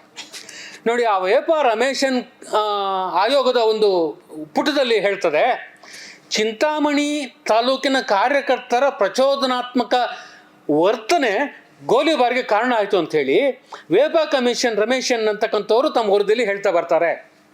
ಸೊ ಇಲ್ಲಿ ನಾವು ಗಮನಿಸಬೇಕಾದ ಅಂಶ ಏನು ಅಂತ ಹೇಳಿದ್ರೆ, ಇಡೀ ಚಿಕ್ಕಬಳ್ಳಾಪುರ ಅಥವಾ ಕೋಲಾರ ಜಿಲ್ಲೆಯ ಎಲ್ಲ ತಾಲೂಕಿನ ನೂರಾರು ಜನ ಕಾರ್ಯಕರ್ತರು, ಸಕ್ರಿಯ ಕಾರ್ಯಕರ್ತರು ಅಲ್ಲಿ ಭಾಗವಹಿಸಿದಂಥ ಸಂದರ್ಭದಲ್ಲಿ ಚಿಂತಾಮಣಿಯಿಂದ ಹೋಗಿರ್ತಕ್ಕಂಥ ತಂಡದ ಕಾರ್ಯಕರ್ತರ ಪ್ರಚೋದನಾತ್ಮಕ ಹಠ ಅಥವಾ ಧ್ವಜ ಸತ್ಯಾಗ್ರಹದ ಪ್ರಕ್ರಿಯೆ ಅಲ್ಲಿನ ಪ್ರಕ್ಷುಬ್ಧ ಸ್ಥಿತಿಗೆ ಕಾರಣ ಆಗಿ ಗೋಲಿಬಾರ್ ಆಯಿತು ಅಂತಂತೇಳಿ ವೇಪ ಕಮಿಷನ್ ರಿಪೋರ್ಟೇ ವರದಿ ಮಾಡಿದೆ. ಅಲ್ಲಿಗೆ ನಾವು ಗಮನಿಸಬೇಕಾದಂಥ ಅಂಶ ಅಂತಂತ ಹೇಳಿದ್ರೆ, ಈ ಚಿಂತಾಮಣಿ ತಾಲೂಕಿನ ಕಾರ್ಯಕರ್ತರ ಸಕ್ರಿಯ ಪಾಲ್ಗೊಳ್ಳುವಿಕೆ, ಅವರ ಪ್ರಚೋದನಾತ್ಮಕ ನಡವಳಿಕೆನೇ ಈ ಘಟನೆಗೆ ಕಾರಣ ಆಗಿದೆ ಅನ್ನೋದನ್ನು ನಾವಿಲ್ಲಿ ಗಮನಿಸಬೇಕು. ಇದನ್ನು ನಾವು ಗಮನಿಸ್ಕೊಂಡಾಗ ಅಂದರೆ ಈ ಒಂದು ತಾಲೂಕಿನ ಒಂದು 20-25 ಜನ ಕಾರ್ಯಕರ್ತರು, ಯುವಕರು, 18 ಅಥವಾ 20-25, 30 ವರ್ಷ ವಯೋಮಾನದ ಯುವಕರು ಅಲ್ಲಿ ಸಕ್ರಿಯವಾಗಿ ಪಾಲ್ಗೊಂಡಿದ್ದಾರೆ. ಅದು ಇಡೀ ಜಿಲ್ಲೆಯ KGF ಇಂದ ಹಿಡಿದು ಇಲ್ಲಿ ಗೋರಿಬಿದನ್ನವರೆಗೂ ಕೂಡ ಬಹುತೇಕ ತಾಲೂಕಿನ ಎಲ್ಲ ತಾಲೂಕುಗಳಿಂದಲೂ ಕೂಡ ಕಾರ್ಯಕರ್ತರು ಅದರಲ್ಲಿ ಸಂಪೂರ್ಣವಾಗಿ ಭಾಗವಹಿಸಿದರು ಅಂತಕ್ಕಂಥದ್ದು.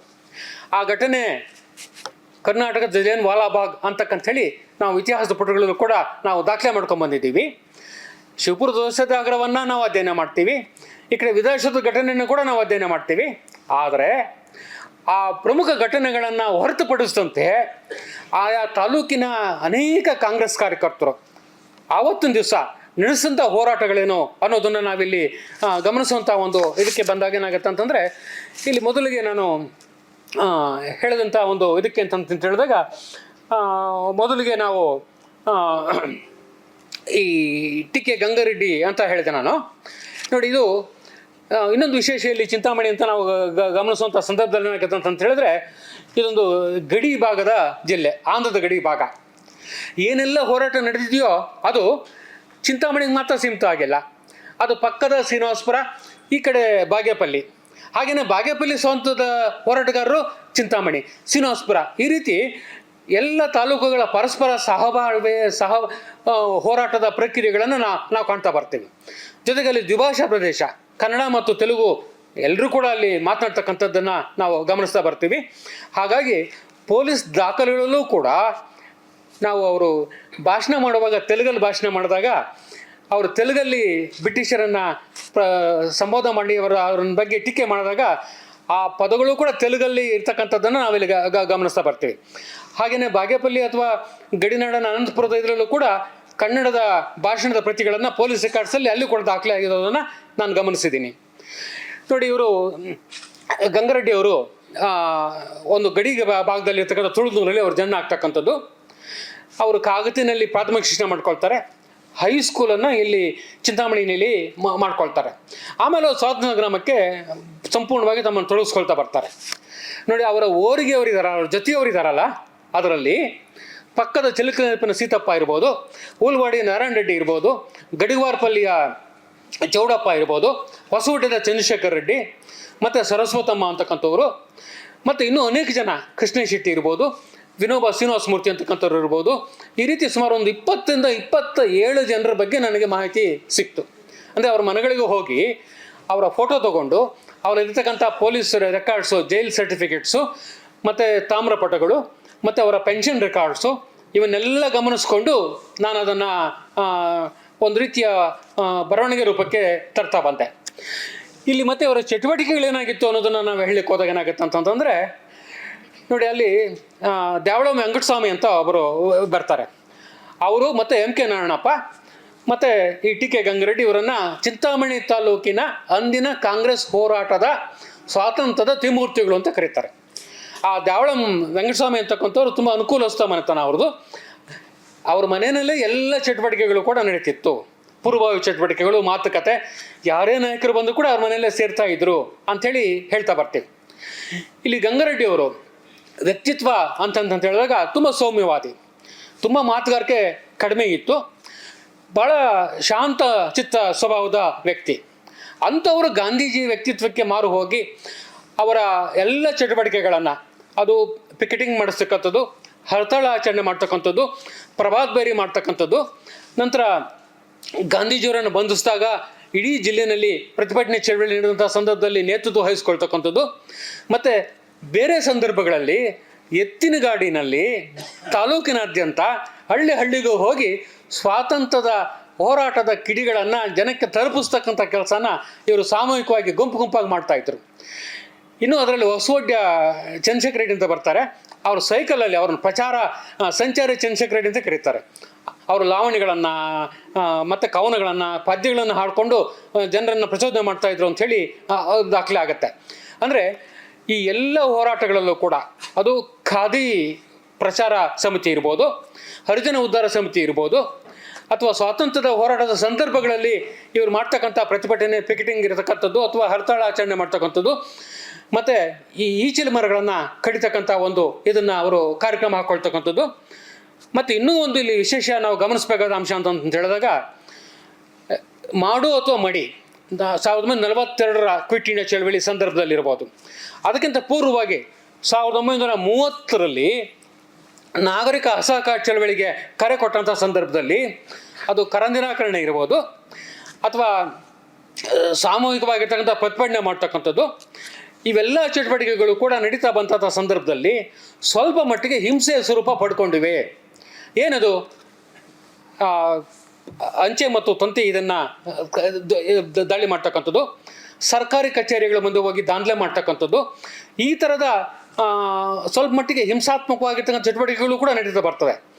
ಇದೇ ಗಂಗರೆಡ್ಡಿಯವರು 1942 ನಂತರದಲ್ಲಿ ಭೂಗತ ಚಟುವಟಿಕೆ ನಡೆಸ್ತಕ್ಕಂಥದ್ದು, ಪಕ್ಕದ ಶ್ರೀನಿವಾಸಪುರದ ರಾಯಲ್ ಪಾಡ್ನ ಪೊಲೀಸ್ ಸ್ಟೇಷನ್ಗೆ ಸಂಪೂರ್ಣ ಮುತ್ತಿಗೆ ಹಾಕಿ ಅದನ್ನು ಧ್ವಂಸ ಮಾಡ್ತಾರೆ. ಅಂದರೆ ಅಲ್ಲಿಗೆ ಶಾಂತಿಯುತವಾಗಿರ್ತಕ್ಕಂಥ ಒಂದು ಚಳುವಳಿ ಅಹಿಂಸಾತ್ಮಕ ರೂಪ ಕೂಡ ಪಡೆದಿದ್ದನ್ನು ನಮ್ಮ ತಾಲೂಕಲ್ಲಿ ನಾನು ಗಮನಿಸ್ತಾ ಬರ್ತೀನಿ. ಮತ್ತು ಇದೇ ಗಂಗರೆಡ್ಡಿಯವರು ಸ್ವಾತಂತ್ರ್ಯ ನಂತರದಲ್ಲಿ ಸಂಪೂರ್ಣವಾಗಿ ಕಾಂಗ್ರೆಸ್ ಅವ್ರಿಗೆ ಮಾಡಿರ್ತಕ್ಕಂಥ ವಂಚನೆಗೆ ಪ್ರತಿಭಟವಾಗಿ ಅವರು ಕಾಂಗ್ರೆಸ್ಸನ್ನು ತೊರೆದು ಕಮ್ಯುನಿಸ್ಟ್ ಪಕ್ಷದ ನೇತಾರರಾಗ್ತಾರೆ, ಕಮ್ಯುನಿಸ್ಟ್ ಪಕ್ಷದಿಂದ ಶಾಸಕರಾಗಿ ಆಯ್ಕೆ ಆಗ್ತಾರೆ. ಅಂದರೆ ಎಷ್ಟು ತೀಕ್ಷ್ಣವಾಗಿರ್ತಕ್ಕಂಥ ರಾಜಕೀಯ ಪಲ್ಲಟಗಳಿಗೆ, ಬೆಳವಣಿಗೆಗಳಿಗೆ ಈ ಪ್ರದೇಶ ಕಾರಣ ಆಗಿದೆ ಅಂತ ಹೇಳಿದ್ರೆ ನಮಗೆ ಆಶ್ಚರ್ಯ ಆಗುತ್ತೆ. ಅಷ್ಟು ಸೌಮ್ಯ ಸ್ವಭಾವದ ಒಬ್ಬ ವ್ಯಕ್ತಿ, ಒಬ್ಬ ಸಂಪೂರ್ಣವಾಗಿರ್ತಕ್ಕಂಥ ಒಂದು ಕಮ್ಯುನಿಸ್ಟ್ ಹೋರಾಟಗಾರನಾಗಿ ಅಲ್ಲಿನ ರಾಜಕೀಯ ವಿದ್ಯಮಾನಗಳನ್ನು 3 ದಶಕಗಳ ಕಾಲ ನಿರ್ದೇಶನ ಮಾಡ್ತಾರೆ. ಅಂತಹ ಬದಲಾವಣೆಗಳಿಗೆ ಸ್ವಾತಂತ್ರ್ಯೋತ್ತರ ಕಾಂಗ್ರೆಸ್ ಕಾರಣ ಆಗುತ್ತೆ ಅನ್ನೋದನ್ನು ಕೂಡ ನಾನಿಲ್ಲಿ ಗಮನಿಸಿದ್ದೀನಿ ಅಂತಕ್ಕಂಥದ್ದನ್ನು. ಮತ್ತು ಇಲ್ಲಿ ಭಾಳ ವಿಶೇಷವಾಗಿ ನಾವು ಗಮನಿಸ್ತಕ್ಕಂಥ ಒಂದು ಇದು ಅವರ ಕಾಲಕ್ಕೆ ಅಂತಂದು ಹೇಳಿದಾಗ, ಇಲ್ಲಿ ನೋಡಿ, ಅವರು ನೂಲುವ ಕೇಂದ್ರದಲ್ಲಿ ಅಲ್ಲಿ ತರಬೇತಿ ಪಡ್ಕೊಂಡು ಬಂದಿರ್ತಾರೆ. ಇಲ್ಲಿ ನೂಲುವ ಕೇಂದ್ರಗಳನ್ನು ಪ್ರಾರಂಭ ಮಾಡ್ತಾರೆ. ಮತ್ತು ಇಲ್ಲಿ ಪಿಕೆಟಿಂಗ್ ಮಾಡ್ತಕ್ಕಂಥದ್ದು ಇರ್ಬೋದು, ಅಥವಾ ಹರತಾಳ ಆಚರಣೆ ಮಾಡ್ತಕ್ಕಂಥದ್ದು, ಮತ್ತು ಪ್ರಭಾತ್ ಬೇರಿಗಳನ್ನು ಹೇಳ್ತಕ್ಕಂಥದ್ದು, ಇದೆಲ್ಲ ಏನಾಯಿತು ಅಂತಂತ ಹೇಳಿದ್ರೆ ಜನರನ್ನು ಹೋರಾಟಕ್ಕೆ ಸೆಳೀತಕ್ಕಂಥ ತಂತ್ರಗಳನ್ನಾಗಿ ಅವರು ಭಾಳ ಪರಿಣಾಮಕಾರಿಯಾಗಿ ಬಳಸ್ಕೊಂಡು ಬಂದರು ಅಂತಕ್ಕಂಥದ್ದು ಒಂದು. ಜೊತೆಗೆ ಇಲ್ಲಿ ಭಾಳ ವಿಶೇಷವಾಗಿರ್ತಕ್ಕಂಥ ಇದು ಅಂತಂತ ಹೇಳಿದಾಗ, ಆಗಿನ ಕಾಲಕ್ಕೆ ಕಾಂಗ್ರೆಸ್ ಶಿಬಿರಗಳಾಗ್ತಾಯಿತ್ತು. KGF ಅಲ್ಲಿ ಹೆಚ್ಚು ಶಿಬಿರಗಳಾಗಿದೆ, ಬಂಗಾರಪೇಟೆಯಲ್ಲಿ ಹೆಚ್ಚು ಶಿಬಿರಗಳಾಗಿದೆ. ಮತ್ತು ಆ ಶಿಬಿರಗಳಿಗೆ ಇವರು ಹೋದಂಥ ಸಂದರ್ಭದಲ್ಲಿ ಮುಂಜಾಗ್ರತಾ ಕ್ರಮವಾಗಿ ಅವರನ್ನು ಬಂಧಿಸಿ ಜೈಲಿಗೆ ಹಾಕಿದಂಥ ಸಂದರ್ಭಗಳು ಅನೇಕ ಬರ್ತಾ ಇವೆ.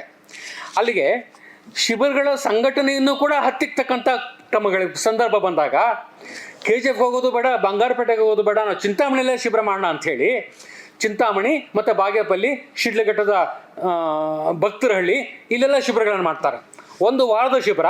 ಆ ಶಿಬಿರದಲ್ಲಿ ಯುವಕರನ್ನು ಕೂರಿಸ್ಕೊಂಡು ಸ್ವಾತಂತ್ರ್ಯ ಹೋರಾಟದ ಅಗತ್ಯತೆ ಮತ್ತು ಅವಕ್ಕೆ ದೇಶಾಭಿಮಾನ, ಅವುಗಳ ಬಗ್ಗೆ ಅವರಿಗೆ ಭಾಷಣಗಳ ಮುಖಾಂತರ ಅವರಿಗೆ ಸಕ್ರಿಯವಾಗಿ ಅವರನ್ನು ತೊಡಗಿಸ್ಕೊಳ್ತಕ್ಕಂಥ ಗಂಗಾರೆಡ್ಡಿಯವರು ಅಲ್ಲಿ ಕಾಲರಾ ಅಂತ ಒಂದು ಪಿಡುಗು ಬಂದಂಥ ಸಂದರ್ಭದಲ್ಲಿ ಇಡೀ ಚಳುವಳಿಯ ಎಲ್ಲ ಕ್ರಮಗಳನ್ನು ಕೈಬಿಟ್ಟು ಶುಶ್ರೂಷೆ ಮಾಡ್ತಕ್ಕಂಥ, ಯಾವ ಮನೆಯಲ್ಲಿ ಯಾವ ಗ್ರಾಮದಲ್ಲಿ ಅನಾರೋಗ್ಯ ಪೀಡಿತರಾಗಿದ್ದರೋ ಅವರ ಸೇವೆ ಮಾಡಬೇಕು ಅಂಥೇಳಿ 3 ತಿಂಗಳ ಕಾಲ ಒಂದು ಅಭಿಯಾನ ಮಾಡ್ತಾರೆ. 3 ತಿಂಗಳ ಕಾಲ ಅಂದರೆ ಅವರ ಮಾನವೀಯತೆ, ಅವರ ಹೃದಯವಂತಿಕೆ, ಆ ಶುಶ್ರೂಷೆ ಮಾಡ್ತಕ್ಕಂಥ ಒಂದು ಇದನ್ನು ಕೂಡ ಅವರು ಅಲ್ಲಿ ದಾಖಲೆ ಮಾಡಿಕೊಂಡು ಬರೀತಾರೆ.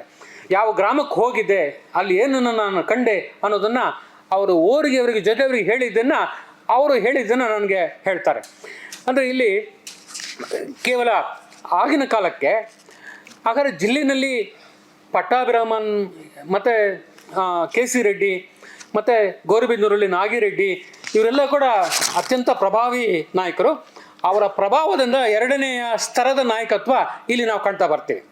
ಮತ್ತು 3ನೇ ಸ್ತರದ ನಾಯಕತ್ವನ ಮುಂದೆ 42 ಆದ ಮೇಲೆ ಜವಾಬ್ದಾರಿಗಾಗಿ ಸರ್ಕಾರಕ್ಕಾಗಿ ಹೋರಾಟ ನಡೀತಲ್ಲ, ಅಲ್ಲಿ ನಾವು ಕಾಣ್ತೀವಿ.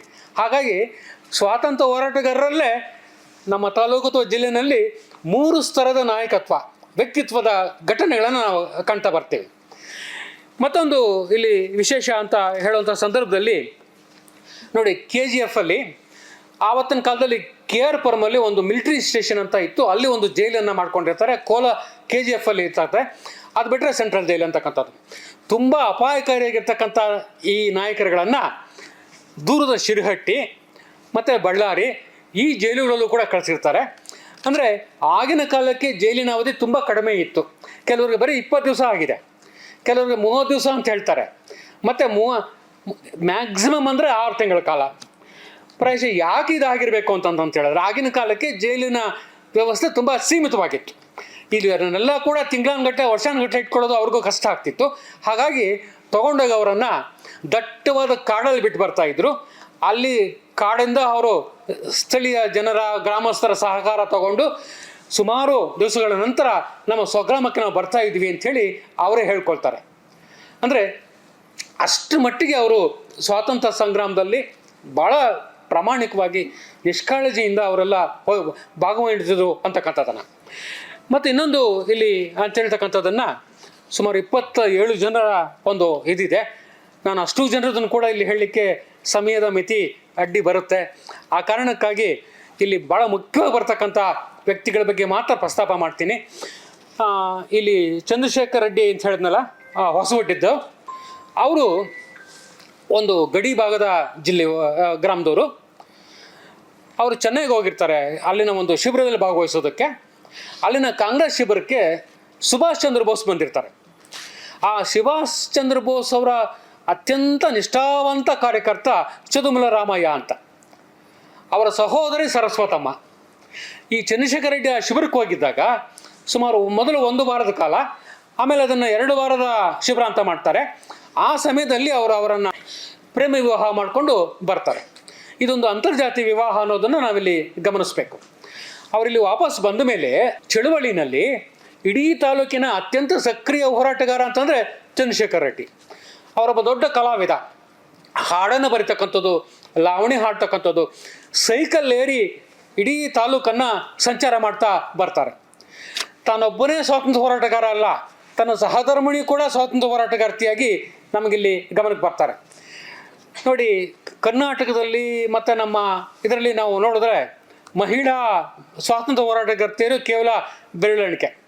ಅದು ಕಮಲಾದೇವಿ ಚಟ್ಟೋಪಾಧ್ಯಾಯ ಇರ್ಬೋದು, ಯಶೋಧರ್ಮ ದಾಸಪ್ಪ ಇರ್ಬೋದು, ಮತ್ತು ನಮ್ಮ ಕೋಲಾರ ಜಿಲ್ಲೆಯ ವಿಶೇಷ ಗೌರಿಬಿದನೂರಿನ ಅನ್ನಪೂರ್ಣಮ್ಮ ಆಗಿರ್ಬೋದು. ಅವ್ರ ಜೊತೆಗೆ ತಾಲೂಕಿನ ಏಕೈಕ ಮಹಿಳಾ ಹೋರಾಟಗಾರ್ತಿ ಸರಸ್ವತಮ್ಮ. ನೋಡಿ, ಚಂದ್ರಶೇಖರ್ ರೆಡ್ಡಿ ಮತ್ತು ಸರಸ್ವತಮ್ಮ ಇಬ್ಬರು ಕೂಡ ದಂಪತಿಗಳಾಗಿ ಸ್ವಾತಂತ್ರ್ಯ ಹೋರಾಟದಲ್ಲಿ ಸಕ್ರಿಯವಾಗಿ ಪಾಲ್ಗೊಂಡಿದ್ದರು ಅಂತಕ್ಕಂಥದ್ದನ್ನು.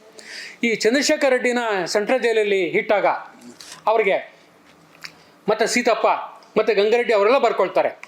ಇದೇ H.K. ವೀರೇನಗೌಡರು ಅವ್ರ ಜೊತೆಯಲ್ಲಿ ಇಲ್ಲಿ ಇದ್ದರು ಅಂಥೇಳಿ ಒಂದು ಕಡೆ ಸುನಾಥ್ ಕಾಮತ್ ಅವರು ತಮ್ಮ ಒಂದು ಲೇಖನದಲ್ಲಿ ಅದನ್ನು ದಾಖಲೆ ಮಾಡಿದ್ದಾರೆ. ಆ ಚಂದ್ರಶೇಖರ್ ರೆಡ್ಡಿಗೆ ಇಲ್ಲಿ ಸೆಂಟ್ರಲ್ ಜೈಲಲ್ಲಿ ಸತ್ಯಾಗ್ರಹ ಮಾಡ್ತೀವಿ ಅಂತಂದಾಗ, ಧ್ವಜ ಸತ್ಯಾಗ್ರಹ ಮಾಡ್ತೀವಿ ಅಂದಾಗ ಪೊಲೀಸ್ನವ್ರು ಲಾಠಿ ಚಾರ್ಜಿಗೆ ಅವರು ಪ್ರಜ್ಞೆ ತಪ್ಪಿ ಬಿದ್ದಿದ್ದರು ಅಂಥೇಳಿ ಕಳವಾರದ ವೆಂಕಟಕೃಷ್ಣಪ್ಪ ಅಂತ ಇನ್ನೊಬ್ಬ ಹೋರಾಟಗಾರರು ಅವರು ತಮ್ಮ ಲೇಖನದಲ್ಲಿ ಅವ್ರು ಬರ್ಕೊಳ್ತಾರೆ. ಮತ್ತು ಅವ್ರಿಗೆ ಎಷ್ಟು ಪೆಟ್ಟು ಬಿದ್ದಿತ್ತು ಅನ್ನೋದಕ್ಕೆ ಅವರ ಜೀವನ ಪರ್ಯಂತ ಅವರ ಇಡೀ ಬೆನ್ನಿನ ಈ ಎಲ್ಲ ಮೂಳೆಗಳು ಕೂಡ ನೋವಿನಿಂದ ಅವರು ಜೀವನ ಕಳೀತಾರೆ ಅಂತೇಳಿ ಬರೀತಾರೆ. ಅಷ್ಟು ಅಪಾರವಾಗಿರ್ತಕ್ಕಂಥ ಅಹಿಂಸೆ. ಮತ್ತು ಅವರನ್ನು ಏನಾದರೂ ಮಾಡಿ ಪಕ್ಷದಿಂದ ತೆಗಿಬೇಕು, ಅವರನ್ನು ಸೆಳ್ಕೋಬೇಕು ಅಂತ ಪ್ರಯತ್ನ ಮಾಡ್ತಾರೆ, ಅದು ಸಾಧ್ಯ ಆಗೋದಿಲ್ಲ. ಕೊನೆಗೆ ಇದೇ ಸರಸ್ವತಮ್ಮ ಮತ್ತು ಚಂದ್ರಶೇಖರ್ ರೆಡ್ಡಿ ಅವರು ಖಾದಿ ಪ್ರಚಾರದ ಒಂದು ಸಂದರ್ಭಕ್ಕಾಗಿ ಚಿತ್ರದುರ್ಗದ ಐಮಂಗಲದಲ್ಲಿ ಒಂದು ಖಾದಿ ಕೇಂದ್ರ ಇರುತ್ತೆ, ಅಲ್ಲಿ ಹೋಗ್ತಾರೆ. ಅಲ್ಲಿ ಚಳವಳಿ ಮಾಡೋ ಕಾರಣಕ್ಕಾಗಿ ಬಂಧಿಸಿ ಜೈಲಿಗೆ ಹಾಕ್ತಾರೆ. ಆ ಜೈಲಲ್ಲಿ ಈ ಸರಸ್ವತಮ್ಮ ತನ್ನ ಮಗುವಿಗೆ ಜನ್ಮ ಕೊಡ್ತಾಳೆ. ನೋಡಿ, ಒಬ್ಬ ತಾಯಿ ಆದವಳು ಒಬ್ಬ ಮಗುಗೆ ಜನ್ಮ ಕೊಡ್ತಕ್ಕಂಥದ್ದು ತವ್ರ ಮನೆಗೆ ಹೋಗಬೇಕು, ತಾಯಿ ಆಶ್ರಯ ಬೇಕು ಅಂತ ಕೇಳ್ತೀವಿ. ಆದರೆ ಈಕೆಗೆ ತಾಯಿ ಮನೆ ಯಾವುದಾಯ್ತು ಅಂತ ಹೇಳಿದ್ರೆ ಚಿತ್ರದುರ್ಗದ ಜೈಲು. ಆ ಜೈಲಿನ ಸ್ಥಿತಿ ಹೇಗಿದೆ ಅಂತಂತ ಹೇಳಿದ್ರೆ ಇಲಿ, ಹೆಗ್ಣ, ಹಾವು, ಚೇಳು ಇರ್ತಕ್ಕಂಥ ಒಂದು ಪ್ರದೇಶ. ಅಂತಹ ಕೊಠಡಿಯಲ್ಲಿ ಆಕೆಗೆ ಹೆರಿಗೆ ಮಾಡಬೇಕಂತ ಸ್ಥಿತಿ ಬರ್ತದೆ. ಕೊನೆಗೆ ಪೆರೋಲ್ ಕೊಡ್ಬೋದಲ್ಲ ಅನ್ನೋ ಒಂದು ಚರ್ಚೆ ಬಂದಾಗ, ಉನ್ನತ ಅಧಿಕಾರಿಗಳಿಂದ ಪರ್ಮಿಷನ್ ತಗೋಬೇಕು ಅಂತ ಬಂದಾಗ ಪೆರೋಲ್ ಬರೋಷ್ಟರೊಳಗಾಗಿ ಇಲ್ಲಿ ಹೆರಿಗೆ ಆಗಿರುತ್ತೆ. ನಾಗರಹಾವನ್ನು ಕಾಣ್ತಾಳೆ, ಭಯ ಪಡ್ತಾಳೆ. ಆಗ ನೋಡಿ, ಅಲ್ಲಿ ಜನ್ಮ ತಾಳಿದಂಥ ಒಬ್ಬ ಗಂಡು ಮಗುವಿಗೆ ಅವರು ನಾಗಭೂಷಣ್ ಗಾಂಧಿ ಅಂತ ಹೆಸರಿಡ್ತಾರೆ. ಅಷ್ಟು ದಾರುಣವಾದಂಥ ಜೀವನವನ್ನು ನಡೆಸ್ಕೊಂಡು ಹೋರಾಟ ಮಾಡಿದ್ದಾರೆ. ಮತ್ತು ಇದೇ ಚಂದ್ರಶೇಖರ್ ರೆಡ್ಡಿ ಆಗಲಿ, ಸರಸ್ವತಮ್ಮ ಆಗಲಿ ಸರ್ಕಾರದಿಂದ ಯಾವುದೇ ಸೌಲಭ್ಯಗಳನ್ನು ಬಯಸಲಿಲ್ಲ. ಅವ್ರು ಕೊಡ್ತೀವಿ ಅಂತಂತ ಹೇಳಿದಾಗ ನಿರಾಕರಿಸ್ತಾರೆ. ನಾವು ಈ ಸೌಲಭ್ಯಕ್ಕಾಗಿ ಹೋರಾಟ ಮಾಡಿದವರಲ್ಲ. ನೋಡಿ, 27 ಜನರಲ್ಲಿ ಕೇವಲ 9 ಜನ ಮಾತ್ರ ಪೆನ್ಷನ್ ತಗೊಂಡ್ರು, ಉಳಿದವರೆಲ್ಲ ಕೂಡ ನಿರಾಕರಿಸಿದ್ದಾರೆ. ಯಾಕೆ? ನಮಗೆ ಬೇಡ, ನಾವ್ಯಾರು ಕೂಡ ಪೆನ್ಷನ್ಗಾಗಿ ನಾವು ಹೋರಾಟ ಮಾಡಿದವರಲ್ಲ. ಈ 7 ಮನೆಗಳಲ್ಲಿ ಮಾತ್ರ ನನಗೆ ಪೆನ್ಷನ್ ಪೇಪರ್ಸ್ ಕೊಡ್ತಾರೆ, ತೋರಿಸ್ತಾರೆ. ಬಟ್ ಉಳಿದವ್ರಲ್ಲಿ ಕೇಳಿದ್ರೆ ನಾವು ಬೇಡ ಅಂತ ಹೇಳಿದ್ವಿ ಅಂತ ಹೇಳ್ತಾರೆ. ಅಂತಹ ಒಂದು ಉದಾಹರಣೆ 11 ಜನರ ಮನೆಯಲ್ಲಿ ನಾನು ಕಾಣ್ತೀನಿ. ಅಷ್ಟು ಕಷ್ಟದ ಜೀವನದಲ್ಲೂ ಕೂಡ ಇನ್ನೊಬ್ಬರು ಬರ್ತಾರೆ, ಮುನಿ ವೆಂಕಟಪ್ಪ ಅಂತೇಳಿ, ಶಿಕ್ಷಕರಾಗಿರ್ತಾರೆ, ಚಳವಳಿ ಭಾಗವಹಿಸ್ಬಿಡ್ತಾರೆ, ಡಿಸ್ಮಿಸ್ ಮಾಡ್ತಾರೆ. ಅವರು ಅಷ್ಟು ಕಷ್ಟಪಡ್ತಾರೆ. ಅವರ ಕುಟುಂಬದವರು ಪೆನ್ಷನ್ಗಾಗಿ ಅಷ್ಟು ಹೋರಾಟ ಮಾಡ್ತಾರೆ. ಅವ್ರ ಮನೆಯಲ್ಲಿ ಫೈಲ್ ತೋರಿಸಿದ್ರು, ಇಷ್ಟು ಗಾತ್ರ ಇದೆ ಫೈಲು, ಅವ್ರಿಗೆ ಪೆನ್ಷನ್ ಸಿಗೋದೇ ಇಲ್ಲ. ಕೇಳಿದ್ರೆ ನಾವು ಸ್ವಾತಂತ್ರ್ಯ ಹೋರಾಟಗಾರರಲ್ಲಿ ಅನೇಕ ಜನ ಹೋರಾಟ ಮಾಡಿದ್ರೆ ಪೆನ್ಷನ್ ತೊಗೊಂಡವ್ರನ್ನೂ ನೋಡಿದ್ದೀನಿ. ಆದರೆ ಇಲ್ಲಿ ಹೋರಾಟ ಮಾಡಿ ಪೆನ್ಷನ್ ತೊಗೊಳ್ದೇ ಇರೋರನ್ನು ಕೂಡ ನಮ್ಮ ತಾಲೂಕಲ್ಲಿ ನಾನು ನೋಡ್ತಾ ಬರ್ತೀನಿ. ಉದಾಹರಣೆಗೆ ಮುನಿ ವೆಂಕಟಪ್ಪ ಅವ್ರ ಮನೆಯವರು. ಸರ್ಕಾರ, ನೀವು ಶಿಕ್ಷಕರಾಗಿ ಹೋರಾಟದಲ್ಲಿ ಭಾಗವಹಿಸಿದ್ದೀರಿ, ನಿಮ್ಮನ್ನು ವಜಾ ಮಾಡಿದ್ದೀವಿ ಅಂತ ದಾಖಲೆ ಇದೆ. ಆದರೆ ಪೆನ್ಷನ್ ಪೇಪರ್ಗೆ ಗೌರ್ಮೆಂಟ್ ಆಫ್ ಇಂಡಿಯಾಗೆ ಅಪ್ಲೈ ಮಾಡಿದಾಗ ನಿರಾಕರಿಸಿದ್ದಾರೆ. ಆ ದಾಖಲೆ ಕೂಡ ಅವರಲ್ಲಿದೆ. ಅದನ್ನೆಲ್ಲ ಕಡತ ನೋಡಿದಾಗ ನನಗೆ ತೇಜಸ್ವಿಯವರ ತಬರನ್ ಕತೆ ಜ್ಞಾಪಕ ಬಂತು. ಅಂದರೆ ಪೆನ್ಷನ್ಗಾಗಿ ಅಂತ ಯಾರೂ ಹೋರಾಟ ಮಾಡಿದವರಲ್ಲ. ಅದು ಇಲ್ಲಿ ನಾವು ಗಮನಿಸಬೇಕಾದಂಥ ಒಂದು ಅಂಶ. ಮತ್ತು ಇವರೇ ಮುನಿಟಪ್ಪ ಅಂತ ಕತ್ತರು. ಇನ್ನೊಬ್ಬರು MK ನಾರಾಯಣಪ್ಪ ಅಂತ ಬರ್ತಾರೆ, ಮಡಬಳ್ಳಿಯವರು.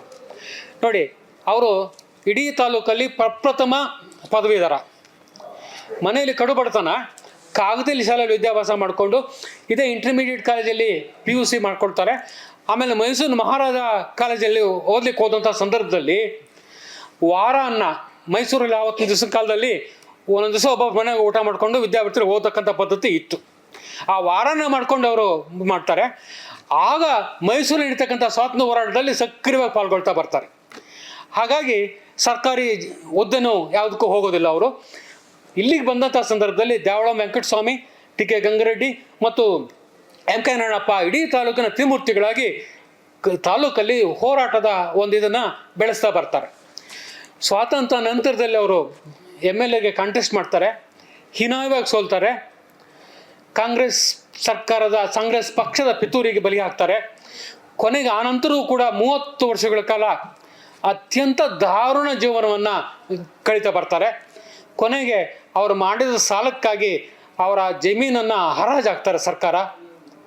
ಆಗ ಇಡೀ ಹೋಬಳಿಯ ಜನ ಅವರಿಗೆ ಹಣ ಸಂಗ್ರಹ ಮಾಡಿ ಆ ಒಂದು ಹಣನ ಅವರಿಗೆ ಕೊಟ್ಟು ಆ ಜಪ್ತಿ ಆಗ್ತಕ್ಕಂಥದ್ದನ್ನು ತಪ್ಪಿಸ್ತಾರೆ. ನೋಡಿ, ಯಾವುದೇ ಸರ್ಕಾರ ಸಂಸ್ಥೆಗಳು ನೆರವು ಬರಲಿಲ್ಲ, ಆ ನೆರೆಹೊರೆಯ ಗ್ರಾಮಸ್ಥರು ಅವರ ನೆರವು ಬರ್ತಾರೆ. ಅಂದರೆ ಅಷ್ಟು ಜನಪ್ರಿಯತೆ ಇತ್ತು, ಒಳ್ಳೆಯ ಸಹೃದಯತೆ ಇತ್ತು. ಅವರಲ್ಲಿ ಏನೂ ಇರಲಿಲ್ಲ. ನಾನು ಕೂಡ ನೋಡಿದ್ದೀನಿ. ಈ 27 ಜನರಲ್ಲಿ ಸುಮಾರು 12 ಜನರನ್ನು ನಾನು ನೋಡಿದ್ದೇನೆ. ಅವರೆಲ್ಲ ನಮ್ಮ ಮನೆಗೆ ಬರ್ತಿದ್ರು ನಮ್ಮ ದೊಡ್ಡಪ್ಪ ಅವ್ರ ಹತ್ರ. ಇನ್ನು ಉಳಿದವರೆಲ್ಲ ತೀರ್ಕೊಂಡಿದ್ರು. ಅಷ್ಟು ಸರಳವಾಗಿರ್ತಕ್ಕಂಥ ವ್ಯಕ್ತಿತ್ವ ಅವ್ರದ್ದು. ಬರೀ ಒಂದು ಜಿಬ್ಬ, ಒಂದು ಖಾದಿದು ಒಂದು ಟೋಪಿ ಮತ್ತು ಬಿಟ್ಟರೆ ಬೇರೆ ಅವ್ರ ಹತ್ರ ಏನೂ ಇರ್ತಿರ್ಲಿಲ್ಲ. ಮತ್ತು ಅವ್ರ ಜೋಬಲ್ಲಿ ಯಾವತ್ತೂ ಕಾಸು ಕೂಡ ಇರ್ತಿರ್ಲಿಲ್ಲ. ಆ ರೀತಿ ಅವರು ಓಡಾಡ್ಕೊಂಡಿದ್ದನ್ನು ನಾನೇ ಕಣ್ಣಾರೆ ಕಂಡಿದ್ದೇನೆ. ಅಂದರೆ ಇಲ್ಲಿ ಈ ಥರದ ಒಂದು ವ್ಯಕ್ತಿತ್ವ ಇರ್ತಕ್ಕಂಥ ಅನೇಕ ಜನರನ್ನು ನಾವು ಕಾಣ್ತಾ ಬರ್ತೀವಿ. ಮತ್ತು ಇಲ್ಲಿ ಚಿಂತಾಮಣಿ ಇಲ್ಲಿ ಒಬ್ಬರು ವಿನೋಬ ಶ್ರೀನಿವಾಸ ಮೂರ್ತಿ ಅಂತ ಬರ್ತಾರೆ ನೋಡಿ. ವಿನೋಬ ಶ್ರೀನಿವಾಸ ಮೂರ್ತಿ, ರಂಗಯ್ಯ ಶೆಟ್ಟಿ, ಕೃಷ್ಣಯ್ಯ ಶೆಟ್ಟಿ ಮತ್ತು ಮಿನರ್ವ ನಾಗಣ್ಣ ಅಂತೇಳಿ 4 ಜನ ವರ್ತಕ ಸಮುದಾಯದವರು, ವರ್ತಕರಾಗಿದ್ದವರು. ಅವರು ಕೂಡ ಸ್ವಾತಂತ್ರ್ಯ ಸಂಗ್ರಾಮಕ್ಕೆ ಬರ್ತಾರೆ. ಇಲ್ಲಿ ವಿಶೇಷವಾಗಿ ವಿನೋಬ ಶ್ರೀನಿವಾಸ ಮೂರ್ತಿ ಅವರು ಇದ್ದಾರಲ್ಲ, ಅವ್ರು ನೋಡಿ, ವಿನೋಬ ಅವರ ಪ್ರಭಾವದಿಂದಾಗಿ ಭೂದಾನ ಚಳುವಳಿಗೆ ಹೋಗ್ತಾರೆ. ಖಾದಿ ಪ್ರಚಾರ ಕೇಂದ್ರ ಮಾಡ್ತಾರೆ. ಇಲ್ಲಿ ಬೆಂಗಳೂರಿನ BN ಗುಪ್ತಾ ಅಂಥೇಳಿ ಒಬ್ಬ ಸ್ವಾತಂತ್ರ್ಯ ಹೋರಾಟಗಾರರು, ಅವರ ಪ್ರಭಾವಕ್ಕೊಳಗಾಗಿ ಅಲ್ಲೊಂದು ಪತ್ರಿಕಾ ಪ್ರಾರಂಭ ಮಾಡ್ತಾರೆ. ಕೊನೆಗೆ ಈಗಲೂ ಅವರ ಸ್ಟೋರನ್ನು ವಿನೋಬ ಸ್ಟೋರ್ಸ್ ಅಂತ ಕರಿತೀವಿ. ಚರಕ ಖಾದಿ ಕೇಂದ್ರವನ್ನು ಆಜಾದ್ ಚೌಕದಲ್ಲಿ ಪ್ರಾರಂಭ ಮಾಡ್ತಾರೆ. ಎಲ್ಲ ಕಾಂಗ್ರೆಸ್ ರಚನಾತ್ಮಕ ಚಟುವಟಿಕೆಗಳನ್ನು ನಡೆಸ್ಕೊಂಡು ಬರ್ತಿದ್ದಾರೆ ಈ ವಿನೋಬ ಶ್ರೀನಿವಾಸ ಮೂರ್ತಿ. ಅವ್ರಿಗೆ ಅಷ್ಟು ಅಪಾರವಾಗಿರ್ತಕ್ಕಂಥ ಒಂದು ಇದಿತ್ತು. ಮತ್ತು ಸರ್ದಾರ್ ವೆಂಕಟರಾಮಯ್ಯ ಮತ್ತು ಈ ಶ್ರೀನಿವಾಸ ಮೂರ್ತಿಯವರಿಬ್ಬರು ಕೂಡ ತುಂಬ ಆಪ್ತ ಸ್ನೇಹಿತರು. ಸರ್ದಾರ್ ವೆಂಕಟರಾಮಯ್ಯ ಮತ್ತು ಶ್ರೀನಿವಾಸ ಮೂರ್ತಿಯವರು ಬೆಂಗಳೂರಿನಲ್ಲಿ ಸೆಂಟ್ರಲ್ ಜೈಲಲ್ಲಿ ಅವರು ಫ್ರೆಂಡ್ಸ್ ಆದವರು. ಇಲ್ಲಿನ ಚಟುವಟಿಕೆಗಳನ್ನು ಅವ್ರಿಗೆ ಹೇಳ್ತಾರೆ. ಒಂದು ಪತ್ರಿಕೆ ನಡೆಸೋದು, ಖಾದಿ ಗ್ರಾಮ ಇದನ್ನು ಚಟುವಟಿಕೆ ನಡೆಸ್ತಕ್ಕಂಥದ್ದು, ಮತ್ತು ಹಿಂದಿ ತರಗತಿಗಳನ್ನು ನಡೆಸ್ತಕ್ಕಂಥದ್ದು. ಈ ರೀತಿ ರಚನಾತ್ಮಕ ಚಟುವಟಿಕೆಗಳಿಗೆ ಸ್ಪಂದಿಸಿದ್ದು ವಿನೋಬ ಶ್ರೀನಿವಾಸ ಮೂರ್ತಿಯವರು. ಭಾಳ ಇವ್ರನ್ನೂ ಕೂಡ ನಾನು ಸಾಕಷ್ಟು ಸರಿ ನೋಡಿದ್ದೀನಿ. ಇವ್ರದ್ದೊಂದು ಸ್ಟೋರ್ ಇತ್ತು ಕೂಡ ಅಲ್ಲಿ. ಇವ್ರ ಮನೆಯಲ್ಲೇ ಒಂದು ಗಾಂಧಿ ಚರಕ, ನೂಲು ಇರ್ತಕ್ಕಂಥ ಚರಕ ಕೂಡ ನೋಡ್ಸಿದ್ರು ಅವ್ರ ಮೊಮ್ಮಕ್ಕಳು. ಅದನ್ನು ಕೂಡ ನಾನು ಫೋಟೋ ತೊಗೊಂಡೆ. ಅವ್ರು ಆಗಾಗ ಅದನ್ನೆಲ್ಲ ಕಥೆನ ಅವರ ಮೊಮ್ಮಕ್ಕಳಿಗೆ ಹೇಳ್ತಾ ಇದ್ರು ಅನ್ನೋದನ್ನು ಕೂಡ ನಾನು ಕೇಳಿದ್ದೀನಿ ಅಂತಕ್ಕಂಥದ್ದು. ಮತ್ತು ಇಲ್ಲಿ ಇಬ್ಬರು ಬರ್ತಾರೆ, ಊಲ್ವಾಡಿ ನಾರಾಯಣ ರೆಡ್ಡಿ ಮತ್ತು ಗಡಿಗವಾರಪಲ್ಲಿ ಚೌಡಪ್ಪ ಅಂತ ನೋಡಿ. ಅಪ್ಪಟ ಗ್ರಾಮೀಣ ಹಿನ್ನೆಲೆಯಲ್ಲಿ ಬಂದಿರತಕ್ಕಂಥವ್ರು. ಕೇವಲ 4th ಫಾರಮ್ವರೆಗೆ ಮಾತ್ರ ಓದ್ಕೊಳ್ತಾರೆ, ಆಮೇಲೆ ಚಳವಳಿಗೆ ಹೊರಟೋಗ್ತಾರೆ. ಎಷ್ಟು ಕ್ರಿಯಾತ್ಮಕವಾಗಿ ಭಾಗವಹಿಸ್ತಾರೆ ಅಂತ ಹೇಳಿದ್ರೆ, ನಮಗೆ ಎಲ್ಲ ಚಳವಳಿಯ ಕ್ರಮಗಳಿಗೂ ಕೂಡ ಯಾವುದೇ ರಾಷ್ಟ್ರೀಯ ಮತ್ತು ರಾಜ್ಯದ ಕಾರ್ಯಕ್ರಮ ಬಂತು ಅಂತಂದರೆ ತಕ್ಷಣ ಅದು ಚಿಂತಾಮಣಿಯಲ್ಲಿ ಆರಂಭ ಆಗ್ತಾ ಬರ್ತದೆ. ಅಷ್ಟು ಮಟ್ಟಿಗೆ ಸ್ಪಂದಿಸ್ತಾ ಬರ್ತಾರೆ. ಮತ್ತು ಇವರಿಗೆಲ್ರಿಗೂ ಕೂಡ ಈ ಸ್ವಾತಂತ್ರ್ಯ ಹೋರಾಟದ ಕಿಡಿ ಬಂದಿದ್ದೇ ಗಾಂಧೀಜಿಯವರ ಭೇಟಿಯ ಒಂದು ಹಿನ್ನೆಲೆಯಲ್ಲಿ ಅಂತಕ್ಕಂಥದ್ದನ್ನು ನಾವಿಲ್ಲಿ ಗಮನಿಸ್ಕೋಬೇಕು. ಮತ್ತು ಚಿಲಕನೆರಪು ಸೀತಪ್ಪ ಅಂತ ಒಬ್ಬರು ಬರ್ತಾರೆ. ಅವರು ಕೂಡ ಭಾಳ ಒಳ್ಳೆಯ ಸಕ್ರಿಯವಾಗಿರ್ತಕ್ಕಂಥ ಕಾರ್ಯಕರ್ತ, ತುಂಬ ಸೌಮ್ಯವಾದಿ. ಆದರೆ ಅಂಥ ಸೌಮ್ಯವಾದಿ ಚಳುವಳಿ ರಾಜಕಾರಣದಲ್ಲಿ 2 ಬಾರಿ ಮುಗ್ಗರಿಸ್ತಾರೆ, ಆಮೇಲೆ ಚೇತರಿಸ್ಕೊಳ್ಳೇ ಇಲ್ಲ ಅವರು. ಅಂದರೆ ಸ್ವಾತಂತ್ರ್ಯೋತ್ತರ ಕಾಲಘಟ್ಟದ ರಾಜಕಾರಣ ಬಹುತೇಕ ಸ್ವಾತಂತ್ರ್ಯ ಹೋರಾಟಗಾರರಿಗೆ ಅನ್ಯಾಯ ಮಾಡಿದೆ, ದ್ರೋಹ ಬಗೆದಿದೆ ಅನ್ನೋದು ನನ್ನ ಈ ಅಧ್ಯಯನದಲ್ಲಿ ನಾನು ಕಂಡುಕೊಂಡಂಥ ಒಂದು ಸತ್ಯ. ಮತ್ತು ಈ ರಂಗಯ್ಯ ಶೆಟ್ಟರು ಮತ್ತು ಈ ಕೃಷ್ಣ ಶೆಟ್ಟರು ವಿಶೇಷವಾಗಿ ಒಂದು ಪ್ರೆಸ್ಸನ್ನು ಮಾಡ್ತಾರೆ. ಆಗಿನ ಕಾಲದಲ್ಲಿ ಪತ್ರಿಕೆ ನಡೆಸೋದೇ ಕಷ್ಟ, ಬಟ್ ಇಲ್ಲಿ BN ಗುಪ್ತಾರವರು ಸಹಾಯ ಕೊಟ್ಟಿದ್ದಕ್ಕಾಗಿ ಒಂದು ಪತ್ರಿಕೆ ಮಾಡ್ತಾರೆ. ದೀರ್ಘಕಾಲ ನಡೆಸೋಕ್ಕಾಗೋದಿಲ್ಲ, ನಿಂತೋಗುತ್ತೆ. ಕೊನೆಗೆ ಅದನ್ನು ಒಂದು ಭೂಗತ ಚಟುವಟಿಕೆ ರೂಪದಲ್ಲಿ ಅದನ್ನು ಬಳಸ್ಕೊಂಡು ಬರ್ತಾರೆ ನೋಡಿ. ರಂಗಯ್ಯ ಶೆಟ್ಟರು ಮತ್ತು ವಿನೋಬ ಶ್ರೀನಿವಾಸ ಮೂರ್ತಿ ಇವರೊಂದು 4 ಜನ ವರ್ತಕ ಸಮುದಾಯದವರು ಬಂದರೆ, ಇಲ್ಲಿ ಟೈಲರ್ ನಂಜಪ್ಪ ಅಂತ ಹೇಳಿದ್ನಲ್ಲ ನೋಡಿ, ಅವರು ಕೃಷಿಕರಾಗಿದ್ದವರು. ಬಟ್ ವೃತ್ತಿನಲ್ಲಿ ಅವರು ಟೈಲರ್ ಆಗಿರ್ತಾರೆ. ಒಬ್ಬ ಸಾಮಾನ್ಯ ಕಾರ್ಯಕರ್ತ ಟೈಲರ್ ಆಗಿರ್ತಕ್ಕಂಥವನು ಸ್ವಾತಂತ್ರ್ಯ ಹೋರಾಟಕ್ಕೆ ಬಂದು ಪಾಲ್ಗೊಳ್ತಾನೆ. ಅವ್ರಿಗೂ ಜೈಲಿಗೆ ಶಿಕ್ಷೆ ಆಗುತ್ತೆ. ಎಲ್ಲ ಒಂದು ಪ್ರತಿ ಘಟನಾತ್ಮಕ ಚಳವಳಿಗಳು ಕೂಡ ಭಾಗವಹಿಸಿ ಅಪಾರವಾಗಿರ್ತಕ್ಕಂಥ ಸಾವು ನೋವಿಗೆ. ಮತ್ತು ದೊಡ್ಡ ಬೊಮ್ಮಸಂದ್ರದ ಮುನ್ಶ್ಯಾಮ್ ರೆಡ್ಡಿ ಇರ್ಬೋದು, ಮತ್ತು ಇನ್ನೊಂದು ಬಯಸಂದ್ರದಲ್ಲಿ ಇಬ್ಬರು ಬರ್ತಾರೆ. ಅವರಿಬ್ಬರು ಸಹೋದರರು, ನಾರಾಯಣ ರೆಡ್ಡಿ ಮತ್ತು ಇನ್ನೊಬ್ಬರು ಬರ್ತಾರೆ. ಆ ಇಬ್ಬರು ಸಹೋದರರಲ್ಲಿ ಒಬ್ಬರು MRA ಮೆಂಬರ್ ಆಗಿದ್ರೂ ಸಹ ಪ್ರಭುತ್ವದ ಪರವಾಗಿ ಅಲ್ಲಿ ಭಾಗವಹಿಸ್ತಾ ಇಲ್ಲಿ ಬಂದು ಪ್ರಭುತ್ವದ ವಿರುದ್ಧವಾದಂಥ ಸ್ವಾತಂತ್ರ್ಯ ಹೋರಾಟಗಾರರಲ್ಲಿ ಭಾಗವಹಿಸ್ತಾ ಬರ್ತಾರೆ. ಆಗ ಅವರಿಗೆ ದಿವಾನರು ಶೋಕಾಸ್ ನೋಟಿಸ್ ಕೊಡ್ತಾರೆ.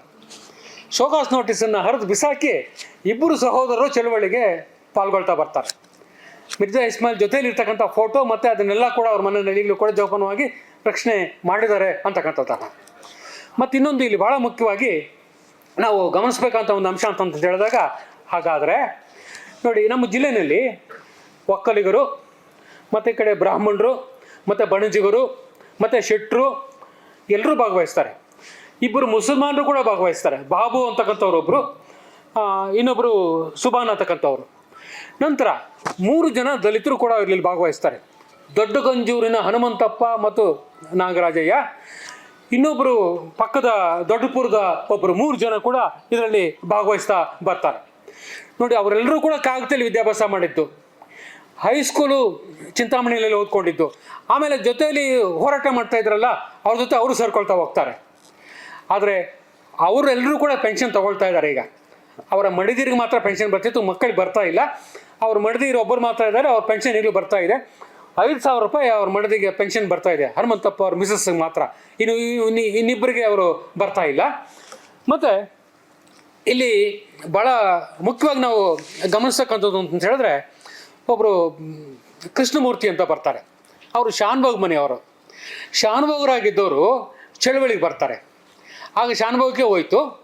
ಹೋರಾಟದ ಇದರಲ್ಲಿ ಸಾಕಷ್ಟು ಸಂಕಷ್ಟಕ್ಕೆ ಗುರಿ ಆಗ್ತಾರೆ. ಆಮೇಲೆ ಸ್ವಾತಂತ್ರ್ಯ ಬಂದ ಮೇಲೆ ಅವರು ತಾಲೂಕು ಆಫೀಸ್ ಹತ್ರ ದಸ್ತಾವೇಜುಗಳನ್ನು ಬರ್ಕೊಂಡು ಜೀವನ ಮಾಡ್ತಾರೆ. ಯಾರೋ ಕೇಳ್ತಾರೆ, ಯಾಕೆ ಪೆನ್ಷನ್ ಬರಲಿಲ್ವಾ ಅಂತ. ನಾನು ಪೆನ್ಷನ್ಗಾಗಿ ಹೋರಾಟ ಮಾಡಲಿಲ್ಲ, ದಸ್ತಾವೇಜ್ ಬರ್ಕೊಂಡೇ ಜೀವನನ ಅವರು ಕಳೆದದ್ದನ್ನು ನಮ್ಮ ದೊಡ್ಡಪ್ಪವ್ರ ಜೊತೆ ನಾನು ಗಮನಿಸಿದ್ದೆ ಅವರನ್ನು. ಅಂದರೆ ಈ ರೀತಿಯ ಒಂದು ಇದನ್ನು, ಈಗ ಅವರ ಮೊಮ್ಮಗ ಇದ್ದಾನೆ, ಇವರು ಫೋಟೋ ಮಾತ್ರ ಇದೆ, ಒಂದು ತಾಮ್ರಪತ್ರ ಕೊಟ್ಟಿದ್ದಾರೆ, ಅದನ್ನು ಮಾತ್ರ ಅವರು ತೋರಿಸ್ತಾರೆ. ಉಳಿದಂತೆ ಜೈಲ್ ಸರ್ಟಿಫಿಕೇಟು ಮತ್ತು ಎಲ್ಲ ದಾಖಲೆಗಳನ್ನು ಕೂಡ ಜೋಪಾನವಾಗಿ ಇಟ್ಕೊಂಡು ಬರ್ತಾರೆ. 1972ರಲ್ಲಿ ಕೇಂದ್ರ ಸರ್ಕಾರ ಆಗಿನ ಸ್ವಾತಂತ್ರ್ಯ ಹೋರಾಟಗಾರರನ್ನೆಲ್ಲರೂ ಕೂಡ ಗುರುತಿಸಿ ತಾಮ್ರಪಟ ಕೊಟ್ಟಿದ್ದು ಒಂದು ದಾಖಲೆ ಆಗಿದೆ. ನಮ್ಮ ತಾಲೂಕಲ್ಲಿ ಭಾಳಷ್ಟು ಜನ, ಒಂದು 10-12 ಜನರ ಹತ್ರ ಈ ತಾಮ್ರಪಟ ಇದೆ. ಆದರೆ ಇಲ್ಲಿ ನಾವು ಮತ್ತೊಂದು ಗಮನಿಸಬೇಕಾದಂಥ ಒಂದು ಇದು ಅಂಶ ಇಲ್ಲಿ ಅಂತ ಹೇಳಿದಾಗ, ಈ ವೆಂಕಟಗಿರಿ ಕೋಟೆಯಲ್ಲಿ ರಾಮರೆಡ್ಡಿ ಮತ್ತು ಸುಬ್ಬರೆಡ್ಡಿ ಅಂತ ಚಿಂತಾಮಣಿ ಒಂದು ಎಕ್ಸ್ಟೆನ್ಷನ್. ಈಗ ಅದು ಇಬ್ಬರು ಒಂದೇ ಮನೆಯವರು. ಆ ಮನೆಗೆ ಆಸ್ಪತ್ರೆ ಮನೆಯವರು ಅಂತ ಕರೀತಾರೆ. ಕಾರಣ ಇಷ್ಟೇ, ಆ ಮನೆಯವರು ಒಬ್ಬರು ಆಸ್ಪತ್ರೆಯಲ್ಲಿ ಕೆಲಸ ಮಾಡ್ತಾಯಿದ್ರು. ಇನ್ನೊಂದೇನು ಅಂತಂದರೆ, ತುಂಬ ಅನುಕೂಲಸ್ಥ ಕುಟುಂಬ. ಆಸ್ಪತ್ರೆಯಲ್ಲಿ ಬರ್ತಕ್ಕಂಥ ಎಲ್ಲ ರೋಗಿಗಳು ಮತ್ತು ಅವರ ಅಟೆಂಡೆಂಟ್ಸ್ಗೆ ಅದ್ರ ಮುಂದೆ ಇರ್ತಕ್ಕಂಥ ದೊಡ್ಡಪೇಟೆಯಲ್ಲಿರೋ ಛತ್ರದಲ್ಲಿ ಅವ್ರಿಗೆ ಊಟ ಕೊಡ್ತಾಯಿದ್ರು ಇವ್ರ ಮನೆಯಿಂದ. ಹಾಗಾಗಿ ಅವ್ರ ಮನೆಯನ್ನು ಈಗಲೂ ಕೂಡ ಕೇಳಿದ್ರೆ ಯಾರು ಅವರು ಅಂದರೆ ಆಸ್ಪತ್ರೆ ಮನೆಯವರು ಅಂತ ಕರಿಬೇಕು. ಹಾಗಾದರೆ ಈ ಇಬ್ಬರು ಕೂಡ, ಒಬ್ಬರು ಸುಬ್ಬಿರೆಡ್ಡಿ ಮತ್ತಿನ್ನೊಬ್ಬರು ರಾಮರೆಡ್ಡಿ, ಇಬ್ಬರು ಸಹೋದರರು, ಚಿಕ್ಕಪ್ಪ ದೊಡ್ಡಪ್ಪನ ಮಕ್ಕಳು, ಸ್ವಾತಂತ್ರ್ಯ ಹೋರಾಟದಲ್ಲಿ ಸಕ್ರಿಯವಾಗಿ ಪಾಲ್ಗೊಳ್ತಾರೆ. ಆ ದ್ಯಾವಳಂ ವೆಂಕಟಸ್ವಾಮಿ ಮನೆ ಮೇಲೆ ಪೊಲೀಸ್ನವ್ರು ಯಾವಾಗಲೂ ಕಣ್ಗಾವಲಿಟ್ಟಿದ್ರು. ಹಾಗಾಗಿ ಅದನ್ನು ತಪ್ಪಿಸಿ ಇವ್ರ ಮನೆಯಲ್ಲಿ ಆ ಒಂದು ಗುಪ್ತ ಸಮಾಲೋಚನೆ ಮತ್ತು ತಂತ್ರ ಕೌತಲ್ಯ ಎಲ್ಲವನ್ನು ಕೂಡ ಇಲ್ಲಿ ನಡೆಸ್ತಾ ಇದ್ರು ಅಂಥೇಳಿ ಅವರು ಹೇಳ್ತಾ ಬರ್ತಾರೆ. ಇಲ್ಲಿ ಮತ್ತೊಂದು ಭಾಳ ಪ್ರಮುಖವಾಗಿರ್ತಕ್ಕಂಥ ಇದು ಅಂತ ಹೇಳಿದಾಗ, ಇಲ್ಲಿ ನಮಗೆ ಗಡಿ ಭಾಗದ ಸಂಪರ್ಕ ಹೇಗೆ ಚಿಂತಾಮಣಿ ತಾಲೂಕಲ್ಲಿ ನಿರ್ವಹಿಸಿದೆ ಅನ್ನೋದನ್ನು ಭಾಳ ಮುಖ್ಯವಾಗಿ ನಾವು ಗಮನಿಸಬೇಕು. ನೋಡಿ, ಬಾಗೇಪಲ್ಲಿ ತಾಲೂಕಲ್ಲಿ ಪುಲಿಗಲ್ ಅಂತ ಒಂದು ಗ್ರಾಮ ಬರುತ್ತೆ. ಅಲ್ಲಿ ಪದ್ಮನಾಭರಾವ್, ಲಕ್ಷ್ಮಣರಾವ್ ಅಂತಕ್ಕಂಥವ್ರು ಮತ್ತು ಅಪ್ಸಾಮ್ ರೆಡ್ಡಿ ಅಂತಕ್ಕಂಥವ್ರು, ಮತ್ತು ಗುಡಿಬಂಡೆ ತಾಲೂಕಲ್ಲಿ ಒಬ್ಬರು ಭಾಳ ಪ್ರಮುಖವಂಥ ಒಬ್ಬ ಹೋರಾಟಗಾರ ಇದ್ದಾರೆ, ಸೂರ್ಯನಾರಾಯಣ ಜೋಶಿ ಅಂಥೇಳಿ. ಆ ಸೂರ್ಯನಾರಾಯಣ ಜೋಶಿ ಅವ್ರಿಗೂ ಚಿತ್ತರಂಜನ್ ದಾಸ್ ಕಲ್ಕತ್ತಾದಿಂದ ಅವರು ಇಲ್ಲಿಗೆ ಬರ್ತಿದ್ರು. ಇವ್ರ ಮನೆಯಲ್ಲಿ ಸಮಾಲೋಚನೆ ಮಾಡ್ತಾಯಿದ್ರು. ರಾಷ್ಟ್ರ ಮಟ್ಟದ ಹೋರಾಟದ ತಂತ್ರ ಒಂದು ಕೌಶಲ್ಯಗಳನ್ನು ಇಲ್ಲಿ ಚರ್ಚೆ ಆಗ್ತಾ ಇತ್ತು ಅನ್ನೋದನ್ನು ಸೂರ್ಯನಾರಾಯಣರಾವ್ ಜೋಶಿಯವರ ಒಂದು ಮಾಹಿತಿ ನನಗೆ. ಸೂರ್ಯನಾರಾಯಣ ಜೋಶಿ ಮತ್ತು ಪುಲ್ಗಲ್ ಪದ್ಮನಾಭರಾವ್ ಮತ್ತು ಲಕ್ಷ್ಮಣರಾವ್ ಅವರಿಬ್ಬರದು ಸುನತ್ಕ ಮತ್ತು ಪುಸ್ತಕದಲ್ಲಿ ಬರ್ತದೆ. ಆ ದಾಖಲೆಯಲ್ಲಿ ನಾವು ಚಿಂತಾಮಣಿನಲ್ಲೂ ಕೂಡ ಸಂಘಟನೆ ಮಾಡ್ತಾ ಇದ್ವಿ, ಅಲ್ಲಿ ನಾವು ಕಾಂಗ್ರೆಸ್ಸನ್ನು ಪ್ರಾರಂಭ ಮಾಡಿದ್ವಿ, ಅಲ್ಲಿ ಪ್ರಭಾತವಾರಿ ಮಾಡ್ತಿದ್ವಿ. ನೋಡಿ, ಆ ಲಕ್ಷ್ಮಣರಾವ್ ತಮ್ಮ ದಿನಚರಿಯಲ್ಲಿ ಬರೀತಾರೆ, ಬೆಳಗ್ಗೆ 8 ಗಂಟೆಯಿಂದ ರಾತ್ರಿ 8 ಗಂಟೆವರೆಗೂ ನಾವು ಏನೇನು ಕೆಲಸ ಮಾಡ್ತಿದ್ವಿ, ಪತ್ರಗಳು ನೋಡೋದು, ಪ್ರಭಾತ್ ಬೇರಿ ಯಾವಾಗ ಮಾಡ್ತಾ ಇದ್ವಿ, ಜನನ ಯಾವಾಗ ಭೇಟಿ ಮಾಡ್ತಾ ಇದ್ವಿ, ಎಲ್ಲ ಸಂಪೂರ್ಣ ದಿನಚರಿ ಪ್ರೋಗ್ರಾಮನ್ನು ಬರೀತಾರೆ. ಅಂದರೆ ದಿನದ 24 ಗಂಟೆ ಕೂಡ ಸ್ವಾತಂತ್ರ್ಯ ಹೋರಾಟಕ್ಕಾಗಿ ತಮ್ಮ ತೊಡಗಿಸ್ಕೊಂಡಿದ್ರು ಅನ್ನೋದನ್ನು ಆ ಲಕ್ಷ್ಮಣರಾವ್ ದಿನಚರಿ ಇವತ್ತಿಗೂ ನಮ್ಗೆ ಹೇಳ್ತಾ ಇದೆ. ಹಾಗಾದರೆ ಅವರು ಊಟ ಯಾವಾಗ ಮಾಡ್ತಿದ್ರು, ನಿದ್ದೆ ಯಾವಾಗ ಮಾಡ್ತಿದ್ರು, ಅಷ್ಟರ ಮಟ್ಟಿಗೆ ಅದನ್ನು. ಮತ್ತು ಅವರ ಸ್ಥಿತಿಗತಿಗಳಿಗೆ, ಅವರ ದಾರುಣ ಪರಿಸ್ಥಿತಿಗೆ ಸ್ವಾತಂತ್ರ್ಯ ಸಂದರ್ಭ ಬಂದ ನಂತರದಲ್ಲೂ ಕೂಡ ನಾನೇ ಗಮನಿಸಿದಾಗೆ ತುಂಬ ಕಷ್ಟದ ದಿನಗಳಲ್ಲಿ ಆ ಕುಟುಂಬಗಳು ಜೀವನ ಮಾಡೋದನ್ನು ನಾವು ಇವತ್ತು ಕೂಡ ನಾವು ಕಾಣ್ತಾ ಇದ್ದೀವಿ. ಆದರೆ ಇಲ್ಲಿ ಒಂದು ಇದನ್ನು ಅಂತಂದು ಹೇಳಿದಾಗ ಇವತ್ತು ಏನು 27 ಜನ ಇದ್ದಾರಲ್ಲ, ಅವರೆಲ್ಲರೂ ಕೂಡ ಸ್ವಾತಂತ್ರ್ಯ ನಂತರದಲ್ಲಿ ಚಿಂತಾಮಣಿಯ ಶಾಲೆ, ಕಾಲೇಜು, ಶೈಕ್ಷಣಿಕ ಕಾರ್ಯಕ್ರಮಗಳಾಗಿರ್ಬೋದು, ಒಂದು ಸೊಸೈಟಿ ಆಗಿರ್ಬೋದು, ಒಂದು ಸಂಘ ಸಂಸ್ಥೆ ಆಗಿರ್ಬೋದು, ಕನಕಾ ಪರಮೇಶ್ವರಿ ಸೊಸೈಟಿ ಅಂತ ಇರ್ಬೋದು, ಒಳ್ಳೆ ಕೆಲಸ ಮಾಡ್ತಾ ಇದೆ. ಇವತ್ತಿಗೂ ಆ ಕನಕಾ ಪರಮೇಶ್ವರಿ ಸೊಸೈಟಿ ಅಂತಕ್ಕಂಥದ್ದು ತಾಲೂಕಿನ ಬಡ ಮಕ್ಕಳಿಗೆ ವಿದ್ಯಾರ್ಥಿ ವೇತನ ಕೊಡ್ತಾ ಇದೆ.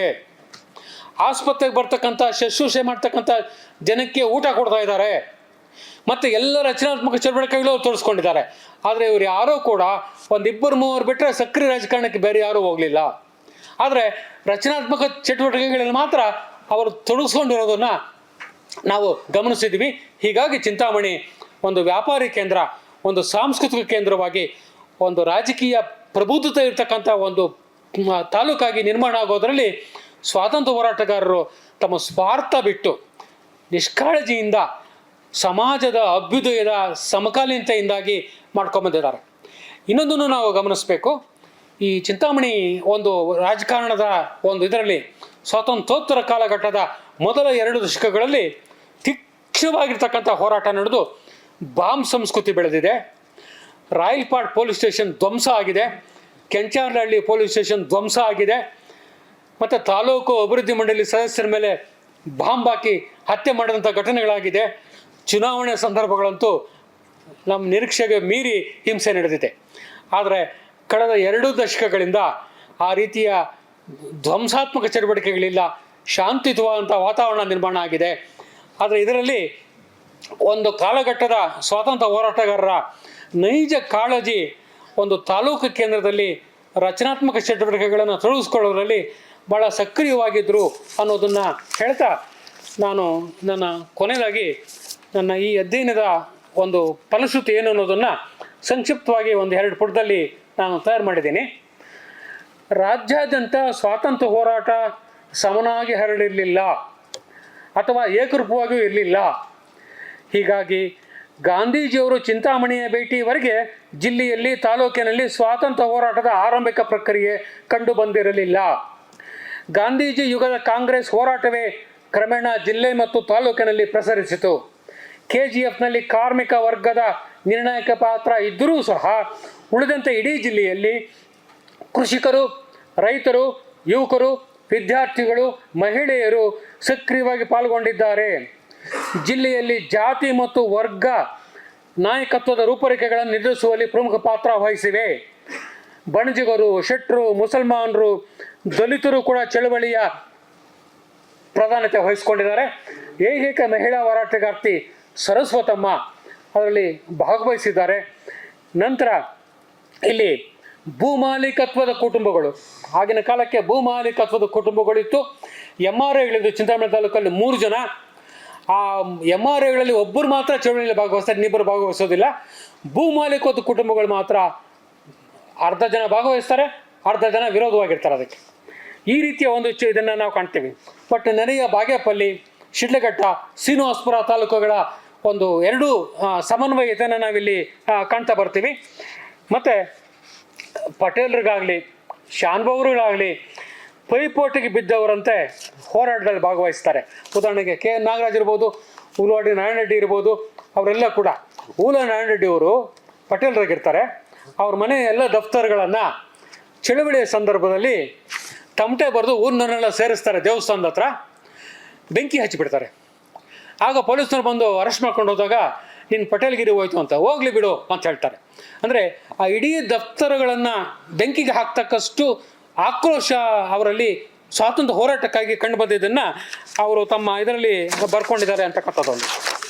ನಂತರ ಆಗಿನ ಪ್ರಮುಖ ಬೇಡಿಕೆಗಳೇನಾಗಿತ್ತು ಅಂತಂದರೆ ಕಂದಾಯನ ಕಡಿಮೆ ಮಾಡಿ ಮತ್ತು ಬೆಲೆ ಏರಿಕೆನ ತಿಳಿಸಿ ಕ್ಷಾಮ ಮತ್ತು ಬರಗಾಲದಲ್ಲಿ ಪರಿಹಾರ ಕೈಗೊಳ್ಳಬೇಕು ಅಂತಕ್ಕಂಥದ್ದು, ಸ್ಥಳೀಯವಾಗಿ ಕರ ಪದ್ಧತಿನ ನಿರ್ಣಯ ಮಾಡಿ ಮತ್ತು ಮದ್ಯಪಾನ ನಿಷೇಧ ಮಾಡ್ತಕ್ಕಂಥ ಒಂದು ಹಕ್ಕೊತ್ತಾಯ, ಇವೆಲ್ಲಕ್ಕಿಂತ ಮಿಗಿಲಾಗಿ ರಚನಾತ್ಮಕ ಚಟುವಟಿಕೆಗಳಲ್ಲಿ ತೊಡಗಿಸ್ಕೊಂಡು ಇವರು ಆದರ್ಶಪ್ರಾಯರಾಗಿದ್ದಾರೆ ಅಂತಕ್ಕಂಥದ್ದು. ಮತ್ತು ನೋಡಿ, ಈ ನಮ್ಮ ತಾಲೂಕಿನ ಬಹುತೇಕ ಹೋರಾಟಗಾರರು ವ್ಯಕ್ತಿಗತ ಚಟುವಟಿಕೆಗಳಿಗಿಂತ ಸಾಮೂಹಿಕ ಚಟುವಟಿಕೆಗಳಲ್ಲಿ ಹೆಚ್ಚು ತೊಡಗಿಸ್ಕೊಂಡಿದ್ದಾರೆ. ಇವತ್ತಿನ ರಾಜಕಾರಣದಲ್ಲಿ ನಾವು ಕಾಣಿಸ್ತೀವಿ, ತಾನು ವ್ಯಕ್ತಿ, ತಾನೇ ಒಂದು ಸಂಸ್ಥೆ, ತನ್ನ ಕುಟುಂಬದವ್ರ ಸದಸ್ಯರು, ಇದನ್ನು ಕಾಣ್ತೀವಿ. ಬಟ್ ಇಲ್ಲಿ ವ್ಯಕ್ತಿಗತ ಸಂಘಟನೆನೇ ಇಲ್ಲ, ಸಾಮೂಹಿಕ ಸಂಘಟನೆ ಅಂತಕ್ಕಂಥದ್ದನ್ನು ನೀವಿಲ್ಲಿ ಕಾಣ್ತಾ ಬರ್ತೀವಿ. ಜಿಲ್ಲೆಯ ಸಕ್ರಿಯ ರಾಜಕಾರಣದ ನೈತಿಕ ಪ್ರಜ್ಞೆಗೆ ಸಾಕ್ಷಿಗಳಾಗಿದ್ದರು. ಸ್ವಾತಂತ್ರ್ಯ ನಂತರದ ದಿನಗಳಲ್ಲೂ ಸಹ ಸಂಘ ಸಂಸ್ಥೆಗಳನ್ನು ಹುಟ್ಟುಹಾಕಿ ರಚನಾತ್ಮಕ ಚಟುವಟಿಕೆಗಳ ಮೂಲಕ ತಾಲೂಕಿನ ಶ್ರೇಯೋಭಿವೃದ್ಧಿಯಲ್ಲಿ ಕ್ರಿಯಾಶೀಲ ಪಾತ್ರ ವಹಿಸಿರುವುದು ಕಂಡುಬಂದಿದೆ. ಹೀಗಾಗಿ ಚಿಂತಾಮಣಿ ನಗರ ತಾಲೂಕು ಸ್ವಾತಂತ್ರ್ಯೋತ್ತರ ಕಾಲಘಟ್ಟದಲ್ಲಿ ಕೃಷಿ, ವ್ಯಾಪಾರ, ವಾಣಿಜ್ಯ, ಶಿಕ್ಷಣ ಕ್ಷೇತ್ರದಲ್ಲಿ ಬೆರುಗು ಮೂಡಿಸುವಂತಹ ಸಾಧನೆಗೆ ಭದ್ರ ಬುನಾದಿ ಹಾಕುವಲ್ಲಿ ಸ್ವಾತಂತ್ರ್ಯ ಹೋರಾಟಗಾರರ ಪಾತ್ರ ಅಮೂಲ್ಯವಾದದ್ದು. ಶಾಂತಿ, ಸೌಹಾರ್ದತೆ, ಸಹಬಾಳ್ವೆಯ ಅನುಕರಣೀಯ ಆದರ್ಶ ಜೀವನ ಕ್ರಮವನ್ನು ಅನುಸರಿಸುತ್ತಲೇ ಭವಿಷ್ಯದ ತೋರುದೀಪಗಳಾಗಿ ಮಿನುಗಿದರು. ಅವರ ಆದರ್ಶಮಯ ಜೀವನಗಳ ನೆನಪು ಅನನ್ಯ ಮತ್ತು ಚಿರಸ್ಮರಣೀಯ. ಡಾಕ್ಟರ್ ಟಿ ವಿ ನಾಗರಾಜ್ ಅವರು ಚಿಂತಾಮಣಿ ತಾಲ್ಲೂಕಿನ ಸ್ವಾತಂತ್ರ್ಯ ಹೋರಾಟದ ಹೆಜ್ಜೆಗುರುತುಗಳು ಈ ವಿಷಯವನ್ನು ಅತ್ಯಂತ ಆಳವಾಗಿ ಅಧ್ಯಯನ ಮಾಡಿ, ಆ ಕ್ಷೇತ್ರದಲ್ಲಿ ಪ್ರವಾಸ ಮಾಡಿ ಇವತ್ತಿನ ಉಪನ್ಯಾಸ ನಡೆಸ್ಕೊಟ್ಟಿದ್ದಾರೆ. ಈ ಸಂದರ್ಭದಲ್ಲಿ ಇನ್ನೊಂದು ಜ್ಞಾಪಕ ಬಂತು. ಸ್ವಾತಂತ್ರ್ಯೋತ್ಸವದ 75ನೇ ವರ್ಷ ಆಚರಣೆ ಸಂದರ್ಭದಲ್ಲಿ ಮಿಥಿಕ್ ಸೊಸೈಟಿಲಿ ಏನು ಮಾಡಬೇಕು ಅಂತ ಒಂದು ಯೋಚನೆ ಮಾಡಿವಿ. ಆಗ ಅನ್ನಿಸ್ತು, ಕರ್ನಾಟಕ ರಾಜ್ಯದಿಂದ ನಡೆದಂಥ ಸ್ವಾತಂತ್ರ್ಯ ಹೋರಾಟದ ಬಗ್ಗೆನೇ ನಾವು ಗಮನ ಕೊಡಬೇಕು ಅಂಥೇಳಿ ಆ ಸಮಯದಲ್ಲಿ ಸುಮಾರು 10-12 ಉಪನ್ಯಾಸಗಳನ್ನು ಅದೇ ವಿಷಯ ಇಟ್ಕೊಂಡು ಆಚರಣೆ ವ್ಯವಸ್ಥೆ ಮಾಡಿದ್ವಿ. ಆ ಮೊದಲನೇ ಉಪನ್ಯಾಸ ಪ್ರಾರಂಭ ಆಗಿದ್ದೇನೆ ವಿಧುರಾಶ್ವತ್ಥ ಹೋರಾಟದ ಬಗ್ಗೆ. MR ಅನಂತ್ ಅಂತ ಮಾತಾಡಿದ್ರು. ಇವತ್ತಿನ ದಿನ ಅದರ ಮುಂದುವರೆದ ಭಾಗ ಅಂತ ನಾನು ಭಾವಿಸ್ತೇನೆ. ನಮಗಿನ್ನೂ ಒಂದು ಉಪನ್ಯಾಸಕರ ಕೊರತೆಯಿಂದ ವಿಧುರಾಶ್ವತ್ಥದ ಬಗ್ಗೆ ವ್ಯವಸ್ಥೆ ಮಾಡಲಿಕ್ಕೆ ಆಗಲಿಲ್ಲ. ಆಗ ಅದೊಂದು ಬಾಕಿ ಇದೆ. ಮತ್ತು ಇದೊಂದು ಆ ಉಪನ್ಯಾಸ ಮಾಲಿಕೆಯ ಮುಂದುವರೆದ ಭಾಗ ಅಂತ ನಾವು ಯೋಚಿಸಬಹುದು. ಇವತ್ತಿನ ಈ ಉಪನ್ಯಾಸದಲ್ಲಿ ಅನೇಕ ಸಂಗತಿಗಳನ್ನು ಅವರು ಉಲ್ಲೇಖ ಮಾಡಿದ್ದಾರೆ. ಅದರಲ್ಲಿ ತುಂಬ ಪ್ರಮುಖವಾದ್ದು, ಸ್ವಾತಂತ್ರ್ಯ ಹೋರಾಟಕ್ಕೆ ಯಾವುದೋ ಒಂದು ವರ್ಗದ ಜನ ಮಾತ್ರ ಹೋರಾಟ ಮಾಡಿರುವಂತಲ್ಲ. ಶಾನ್ಭೋಗ್ರು ಹೋರಾಟ ಮಾಡಿದ್ರು, ಪಟೇಲರು ಹೋರಾಟ ಮಾಡಿದ್ರು, ವ್ಯಾಪಾರಿಗಳು ಹೋರಾಟ ಮಾಡಿದ್ರು, ದಲಿತ ಬಂಧುಗಳು ಹೋರಾಟ ಮಾಡಿದ್ರು. ಅಂದರೆ ಸಮಾಜದ ಎಲ್ಲ ವರ್ಗಗಳು ಕೂಡ ಸ್ವಾತಂತ್ರ್ಯ ಹೋರಾಟಕ್ಕೆ ತಮ್ಮದೇ ಆದ ಕೊಡುಗೆಯನ್ನು ಸಲ್ಲಿಸಿದ್ದಾರೆ ಎನ್ನುವುದು ಇಲ್ಲಿ ನಮ್ಗೆ ಅರ್ಥ ಆಗುತ್ತೆ. ಎರಡನೇ ಸಂಗತಿ ಏನಂದರೆ, ಸ್ವಾತಂತ್ರ್ಯ ಹೋರಾಟ ವಿವಿಧ ಆಯಾಮಗಳನ್ನು ಪಡ್ಕೊಳ್ತು. ಅದರಲ್ಲಿ ಹರಿಜನೋದ್ಧಾರ ಇರ್ಬೋದು, ಖಾದಿ ಪ್ರಚಾರ ಇರ್ಬೋದು, ಹಿಂದಿ ಭಾಷೆಗೆ ಪ್ರೋತ್ಸಾಹ ಇರ್ಬೋದು, ಪಾನ ನಿರೋಧ ಇರ್ಬೋದು. ಈ ರೀತಿ ಬೇರೆ ಬೇರೆ ಅಂಶಗಳನ್ನು ಒಳಗೊಂಡು ಸ್ವಾತಂತ್ರ್ಯ ಹೋರಾಟ ಮುಂದುವರಿತಾ ಹೋಯಿತು. ಅಂದರೆ ಇದು ಯಾವುದು ನಮ್ಮದು ಬೇರೆ ಅಂತ ಅನ್ನಿಸ್ಲ, ಇದು ಸ್ವಾತಂತ್ರ್ಯ ಹೋರಾಟದ ಭಾಗವೇ ಅನ್ನೋ ವಾತಾವರಣ ನಿರ್ಮಾಣ ಆಗಿತ್ತು. ಇದ್ರ ಜೊತೆಗೆ ಇನ್ನೊಂದು ಯೋಚನೆ ಮಾಡಬೇಕು ಅಂದರೆ, 27 ಜನ ಸ್ವಾತಂತ್ರ್ಯ ಹೋರಾಟಗಾರರು ನಮಗೆ ಸಿಕ್ಕಿದ್ದಾರೆ. ಹಾಗಾಗಿ 27 ಜನ ಅಂತ ನಾವು ಅಂದ್ಕೊಳ್ಳೋ ಅವಶ್ಯಕತೆ ಇಲ್ಲ. ಅನೇಕರು ಹೋರಾಟ ಮಾಡಿ ಅವರು ಯಾವುದೇ ಪ್ರಸಿದ್ಧಿ ಅಥವಾ ಇದಕ್ಕೆ ಸಿಗದೇ ಇರಬಹುದು. ಮತ್ತು ಭಾರತದ ವಿಶೇಷ ಅಂದ್ರೇ ಒಳ್ಳೆ ಕೆಲಸ ಮಾಡಿದ್ದು ಬಲಗೈಯಲ್ಲಿ ಕೊಟ್ಟಿದ್ದು ಎಡಗೈಗೆ ಗೊತ್ತಾಗಬಾರ್ದು ಅನ್ನೋಂಥದ್ದು. ಹಾಗಾಗಿ ಅನೇಕ ಮಹಾಪುರುಷರು ತಮ್ಮ ಕೆಲಸವನ್ನು ಮಾಡಿ ಅಜ್ಞಾತರಾಗಿಯೇ ಉಳ್ಕೊಂಡಿದ್ದಾರೆ. ಮತ್ತು ಇನ್ನೊಂದು ಸಂಗತಿ ಅವರು ಮಾತಾಡ್ಬೇಕಾದ್ರೆ ಹೇಳಿದ್ದು, 27 ಜನದ ಪೈಕಿ 9 ಜನ ಮಾತ್ರ ಸ್ವಾತಂತ್ರ್ಯ ಹೋರಾಟದ ಪೆನ್ಷನ್ ತೊಗೊಂಡ್ರು ಅಂಥೇಳಿ. ಅಂದರೆ ಇನ್ನು ಮಿಕ್ಕನಾದ 18 ಜನ ನಮಗಿದು ಬೇಡ ಅಂತ ಹೇಳಿದರು. ಯಾಕೆಂದರೆ ಅವರು ಸ್ವಾತಂತ್ರ್ಯ ಹೋರಾಟಕ್ಕೂ ಅವರ ದೇವರ ಪೂಜೆಗೂ ಯಾವುದೂ ವ್ಯತ್ಯಾಸ ಕಾಣಲಿಲ್ಲ. ಇದು ಭಾರತ ಏನಿದೆ ನಮ್ಮ ಮಾತೃಭೂಮಿ, ಹಾಗಾಗಿ ಅವಳಿಗೆ ಸಂದಂಥ ಪೂಜೆ ಇದು ಅಂತ ಭಾವಿಸಿ ಅದಕ್ಕೆ ನಾವು ಯಾವುದೇ ಪ್ರತಿಫಲ ಅಪೇಕ್ಷೆ ಪಡಬಾರ್ದು ಅನ್ನೋ ಸಂಗತಿಯನ್ನು ಅವರು ಯೋಚನೆ ಮಾಡಿದ್ರು. ಅದಕ್ಕೋಸ್ಕರನೇ ಅವರು ಯಾವುದೇ ಪೆನ್ಷನ್ ತೊಗೊಳ್ಳಿಲ್ಲ ಅನ್ನೋ ಸಂಗತಿ ಕೂಡ ನಾವು ಕಾಣ್ತೀವಿ. ಬೇರೆ ದೇಶಗಳಿಗೂ ಭಾರತಕ್ಕೂ ವ್ಯತ್ಯಾಸ ಇಷ್ಟೇ, ಭಾರತದಲ್ಲಿ ಮಾತೃಭೂಮಿಯನ್ನು ದೇವ್ರ ಥರನೇ ಭಾವಿಸ್ತಕ್ಕಂಥ ಒಂದು ಮನೋಭಾವ ಪರಂಪರೆ ನಮ್ಮಲ್ಲಿ ಬೆಳ್ಕೊಂಬಂದ್ಬಿಟ್ಟಿದೆ. ಆ ದೃಷ್ಟಿಯಿಂದ ಈ ಥರ ಆಯಿತು ಅಂತ ನಾನು ಭಾವಿಸ್ತೇನೆ. ಮತ್ತು ಗಂಡ ಹೆಂಡತಿ ಇಬ್ಬರು ಸ್ವಾತಂತ್ರ್ಯ ಹೋರಾಟದಲ್ಲಿ ಭಾಗವಹಿಸಿದರು. ಕೊನೆಗೆ ಆ ಮಗುವಿಗೆ ಜನ್ಮ ಕೂಡ ಒಂದು ಜೈಲಲ್ಲಿ ಕೊಡಬೇಕಾಗಿ ಬಂತು. ಆ ಜೈಲಲ್ಲಿ ಹೆಗ್ಗಣ ಹಾವುಗಳ ಜೊತೆ ಆ ತಾಯಿ ವಾಸ ಮಾಡಬೇಕಾಗಿ ಬಂತು ಅನ್ನೋಂಥ ಒಂದು ವಾತಾವರಣ ಇತ್ತು.